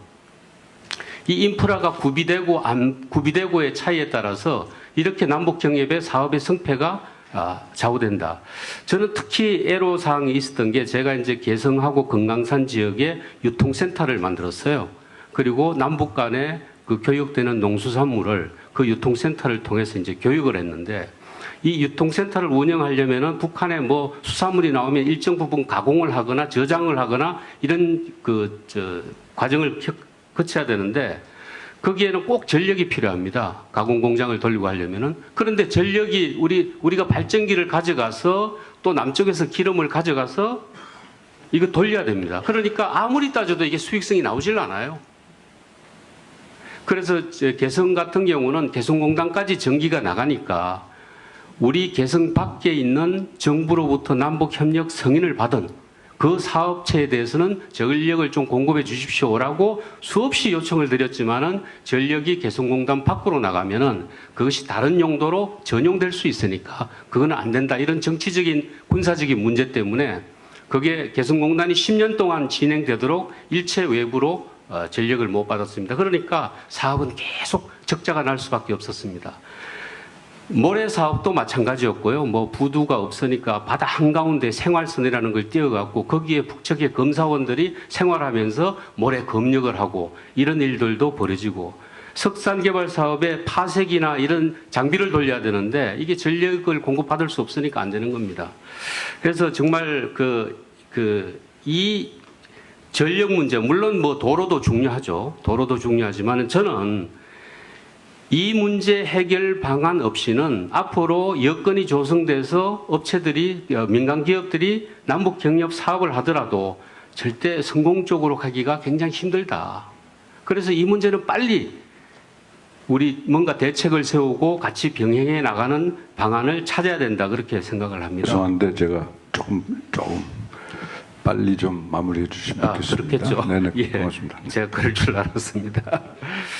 그래서 지금 보면 이제 우리 정부에서 남북 간의 경의선, 동해선 철도를 뭐 이렇게 합의하고 한 거는 정말로 이거는 정말 시급하고 근데 이제 또 하나의 중요한 거는 여기에 우리 민간 건설사가 어떻게 참여할 건가. 예전에 철도 도로를 연결할 때는 우리 쪽에서 장비 자재만 공급하고 일체 건설에 참여를 못 했습니다. 그래서 이거는 당국 간에 이 경의선 동해선 철도 도로 연결할 때 민간 건설사 참여 방안을 꼭 좀 협의를 해주면 좋겠고, 또 하나는 뭐 이 인프라 사업은 이게 재원도 많이 들고 지금 당장 북한이 어느 정도 개방할지도 모르고 경제 협력이 어느 정도로 진행될지도 모르는데 그게 사업성이 있다 없다 판단하기가 굉장히 힘든 겁니다. 그래서 우선순위를 둬야 되는데 저는 그렇게 제안하고 싶어요. 이 남쪽에 그 기업들이 하는 민간 경협 사업과 좀 연결을 시켰으면 좋겠다. 그래서 민간 사업자들의 사업 제안서를 받아보고 거기에 필요한 인프라가 있으면은 그것을 사업적으로 연결시켜서 우선순위를 정해서 점차적으로 이렇게 집중과 선택을 하면서 추진하는 게 좋지 않겠냐 그렇게 하고요. 그런 부분에서 또 민간이 그 사업자가 그런 어떤 인프라 부분을 다 담당해서 할 수가 없습니다. 그래서 그런 부분은 이제 정부 차원에서 정책적으로 지원을 해줘야 되는데 그거를 좀 집중적으로 추진하고 신속하게 추진하기 위해서는 어떤 추진 주체가 있으면은 책임감이 생기고 자금 조달 방법이나 미래 비전 이런 걸 보고 할 수 있기 때문에 저는 그 남북 인프라 협력 개발 공사 같은 것을 만들면은 어떤 추진 주체가 생기면은 책임감 때문에 이런 것들이 신속하게 준비되고 추진되지 않을까 해서 한번 제안을 드려보는 바이고요. 그리고 우리 민간 자본들이 북한의 SOC 사업에 물론 사업성이 있어야 되겠지만 그거는 민간은 얼마든지 기업의 어떤 창의성이나 기업가 정신 이런 걸 발휘해서 또 그런 프로젝트를 발굴할 수 있습니다. 그런데 지금 누구를 만나서 어떤 절차를 거쳐서 어떻게 MRG는 어떻게 되는지 이런 부분에 대해서 투자 보장이나 전혀 가이드라인이 없습니다. 그래서 우리 정부 차원에서 이런 것들을 빨리 북과 만나서 제도적인 틀을 좀 마련해 줬으면 좋겠다 하는 생각이고요. 마지막으로 남북 경협은 정말로 북한에도 절실하지만은 우리 경제에도 굉장히 절실한 그런 문제입니다. 우리 경제의 그 어려운 상황을 돌파할 수 있는 그런 어떤 돌파구이기 때문에 이걸 위해서는 정말로 그 남북 여건이 조성돼도 인프라의 해결 없이는 특히 전력 문제 해결 없이는 한 발짝도 나가기가 힘들다. 본격적인 남북 경협은. 그래서 꼭 이 문제가 좀 이런 기회를 통해서 해결 방안이 나오고 조속히 추진될 수 있기를 바라는 마음입니다. 이상입니다. 네, 자, 정말 수고하셨습니다. 네. 지금 이제 산업 측의 시각에서 실제로 많이 참여를 하셨네요. 98년에 정중체육관 시작하셨다는 저는 2004년에 준공시인가요? 네, 거기 갔는데 제가 사실 민간인으로는 최초로 휴전선을 넘어갔습니다. 개성 쪽으로. 네. 그때 2004년입니다. 안데스 인프라 제가 저 북쪽까지 간선을 가고 타보고 2004년에 갔다 와서 나름의 그 교통 사정을 좀 알고 있는데 아주 적절한 지적을 해주셨고요. 사업을 하는데 이제 사업성 또 리스크를 어떻게 할 거냐 하는 그런 중요한 말씀 해주셨습니다.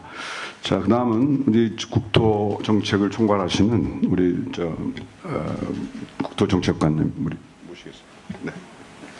여러분 반갑습니다. 말씀 잘 들었습니다. 우리 한성원 원장님께서 저희 국토부 우리 실장님 보고 축사를 해달라 했다가 토론자로 해달라 제가 오게 됐는데 많이 망설였습니다. 제가 아는 바도 없는데 전문가들 모이는데 와서 제가 토론자로 할 수 있을까 걱정되는데 아니야 다를까 지금 보니까 괜히 왔다는 생각이 듭니다. 제가 시간을 좀 많이 드렸습니다. 배우는 자세로 왔고요. 여러분들 뭐 말씀 저희가 고민하고 있는 부분들 말씀을 많이 해주셔서 또 앞으로 일을 하는 데 도움이 많이 될 것 같다는 생각을 했습니다. 여러분들 아시다시피 저희가 작년에 숨가쁘게 달려왔습니다. 4.27 판문점 선언 이후에 그다음에 우리 뭐 도로 철도 분야 분과 회담도 하고 이러다가 어느 순간에 하노이 회담 때 퉁 끈이 끊어지던 이런 느낌을 가지고 있습니다. 지금 저희가 지금 사실 이 자리에 오면서 우리 그 담당 사무관하고 같이 오면서 비행기 타기 전에 토의를 했어요. 야 이게 뭐 빨리 가자 말자 민간에서는 수익성도 이야기하고 필요성에도 이야기하고 뭐 한쪽에서는 퍼주기가 어떻고 이런 이야기인데 우리가 이 정부가 왜 이렇게 해야 되지 왜라는 질문에 대해서 답을 할 수 있을까라고 토의를 했었는데 뭐 완벽한 답이 될 수는 없을 것 같고요. 여러분들 여기 저보다 더 왜라는 질문 어떻게 how 여러분 더 잘하실 것 같으니까 제가 뭐 여기서 특별한 말씀을 안 드리는데 그런 생각을 했습니다. 제가 하는 업무 중에 하나가 이제 국토종합계획을 지금 하고 있습니다. 이제 5차 국토종합계획을 하고 있는데 항상 국토종합계획 할 때 고민이 뭐냐면 북한을 어떻게 처리할 것이냐의 문제였습니다. 이 부분을 블랙으로 처리할 것이냐, 조금은 현실성이 있는 점선으로 처리할 것이냐 이런 부분이었습니다. 여러분들 여기 원로분들도 계시고 또 지금 실무에 계신 분도 있습니다만 다들 아실 겁니다. 저희가 경제개발 5개년 계획이 60년대 시작하고 국토건설 종합계획이 70년대 시작했습니다. 그때 시작한 게 뭐냐면 경부고속철도 도로였습니다. 그 다음에 시작한 게 산업단지였습니다. 지금 저희가 이제 북한에다 하고 지금 민간 부분에서 당장 지금 리스크라든지 수익성 이야기 하시면 저희 정부 차원에서 보면 어떻게 북한이라는 걸 우리 한반도 전체를 경제권으로 묶기 위해서 어떤 형태로 무엇을 가지고 북한에게 다가갈 것이냐라는 그런 고민이 아니었나 생각이 듭니다. 그래서 저희가 여러분 잘 아시다시피 저희가 먼저 갔습니다. 우리 유 의원님 말씀하셨지만 우리 쾌도도 이야기했고 전력도 이야기하고 한때는 가스 수송도 이야기했습니다. 우리 정부에서는 그래도 인프라다. 그래서 도로 철도가 선봉장이 되어서 나가고 있습니다.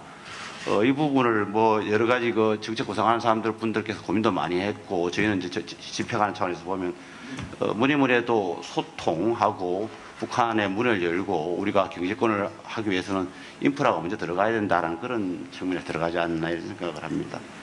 이게 좀 다 힘드시겠습니다만 이런 생각을 합니다. 좀 상상력이 필요한 시점이 아니냐.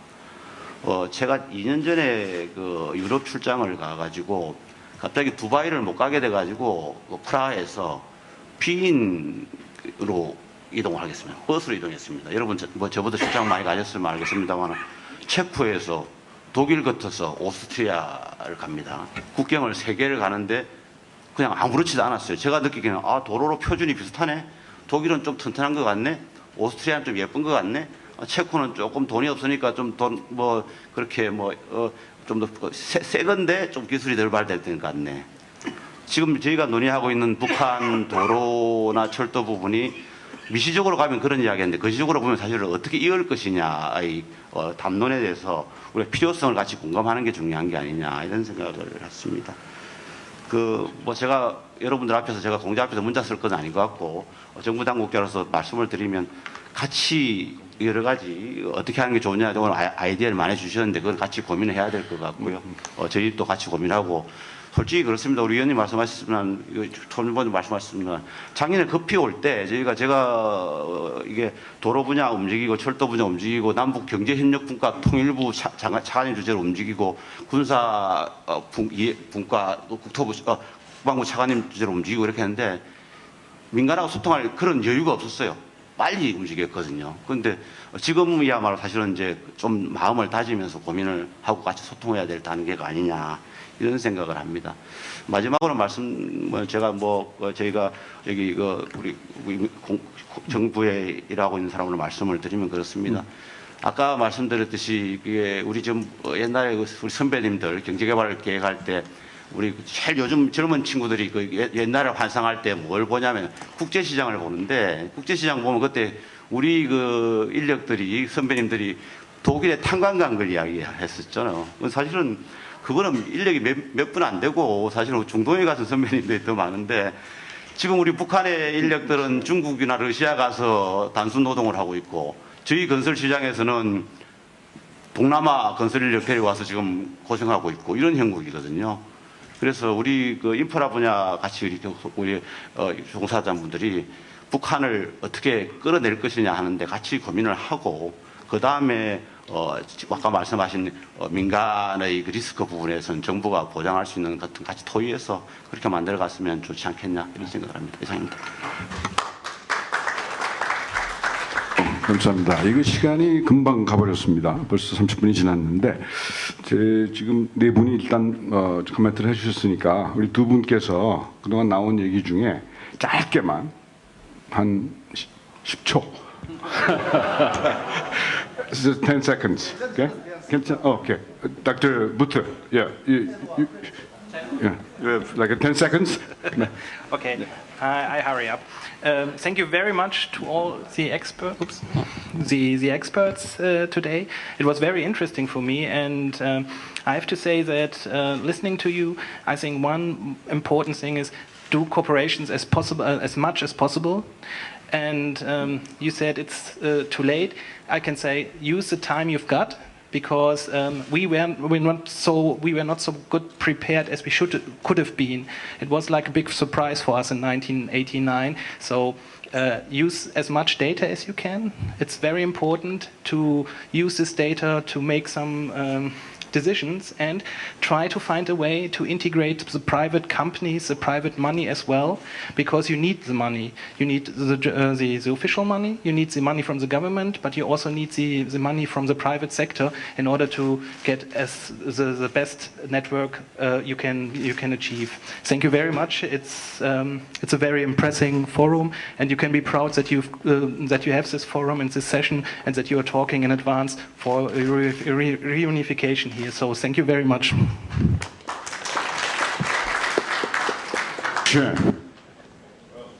여기 시간이 그렇지만 우리 플로어에서 너무 이게 지금 많이 멀리까지 오셔서 했는데 한두 개만 짧게 대답할 수 있는 거예요? 여기 이쪽에서 한 분, 이쪽에서 한 분, 이쪽에서 한 분 이렇게 받겠습니다. 네. 질문도 10초 내로 좀 해주시고요. 답변도 한 10초 내로 할 수 있도록 노력하겠습니다. 죄송합니다. 네.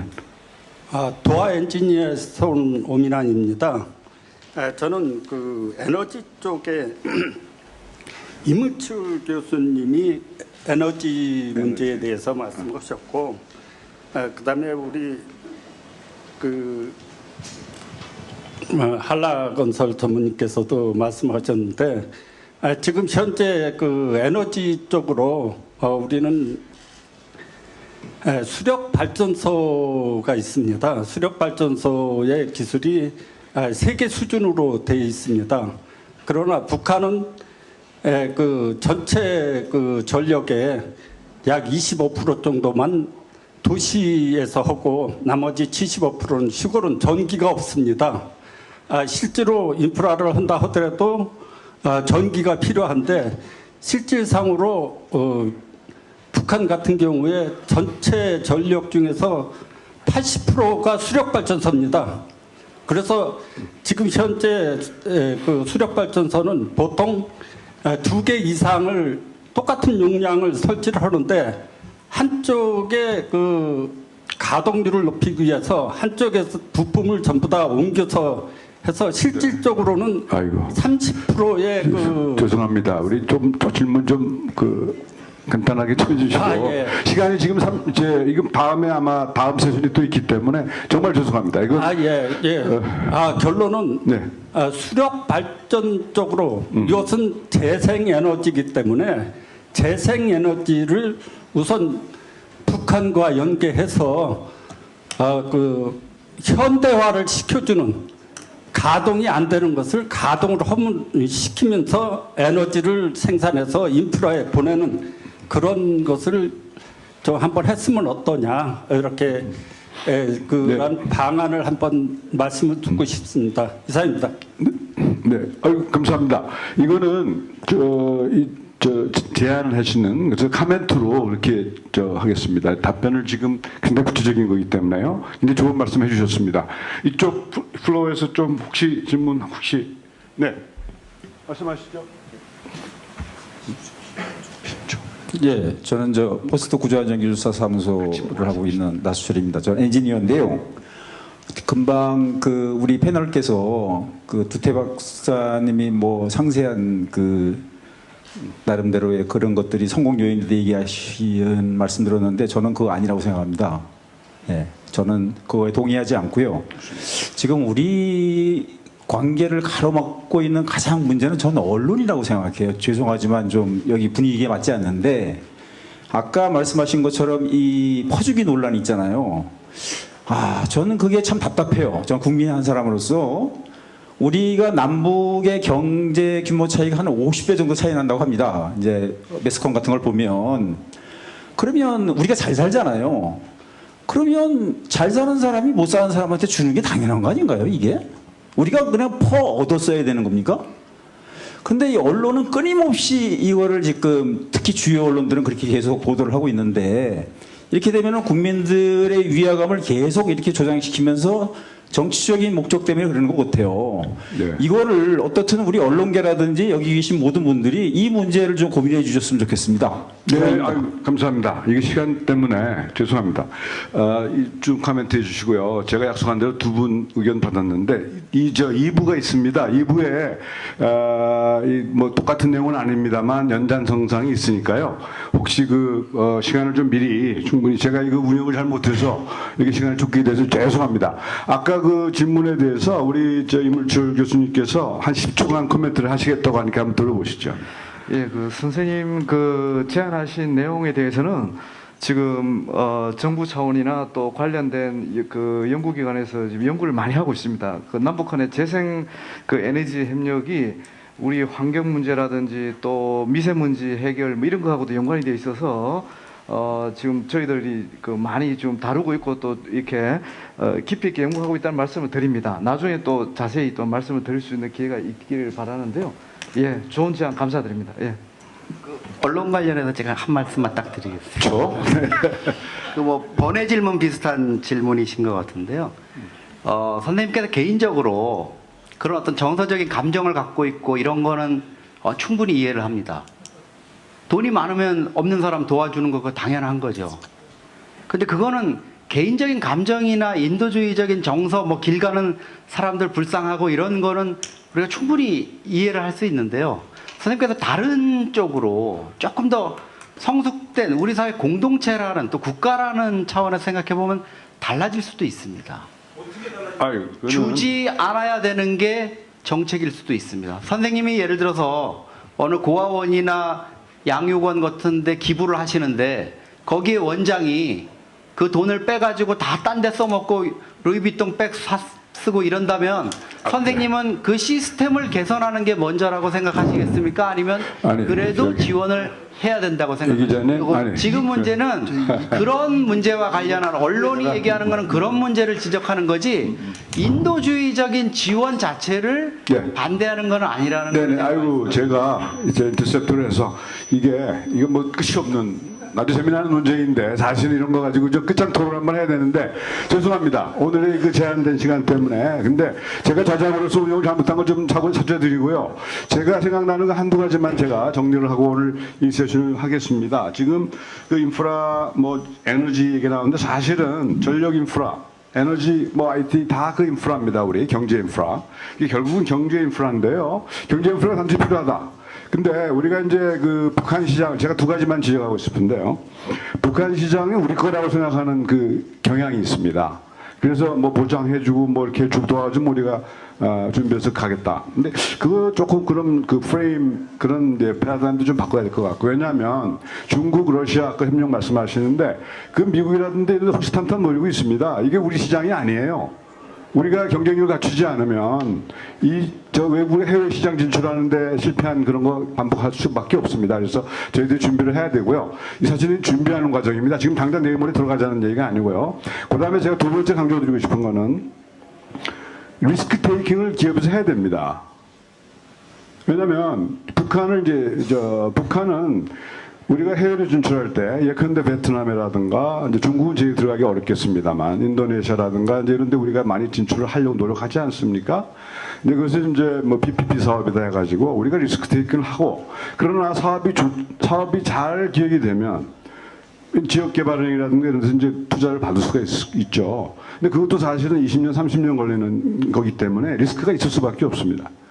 그러니까 과제를 잘 개발하고 잘 패키지를 잘하고 금융의 창의성 아까 우리 정치관님도 상상력 말씀을 하셨는데 우리도 금융 쪽을 빨리 캐치업해서 상상력을 가지고 새로운 패키지를 개발할 수 있어야 됩니다. 제가 볼 때는요. 그래서 북한이 정치적인 군사적인 리스크가 더 크죠. 다른 인도네시아나 다른 나라에 비해서. 다른 나라는 그렇다고 전혀 리스크가 없는 건 아니다. 무슨 얘기냐면은 리스크라는 건 항상 크고 작은 것이 있을 뿐이지 있고 없고가 문제가 아니다는 얘기죠. 그래서 저희들이 지금 이제 당장 들어가는 건 아니지만 이런 논의를 자주 하고 그 다음에 이 파편화된 그런 정보 이런 이제 연구 결과 이런 것들을 좀 공유하고 그래서 좀 같이 좀 논의를 해서 나가야 됩니다. 그래서 저희 학회도 그런 역할을 좀 앞으로 잘 하도록 그렇게 노력하겠습니다.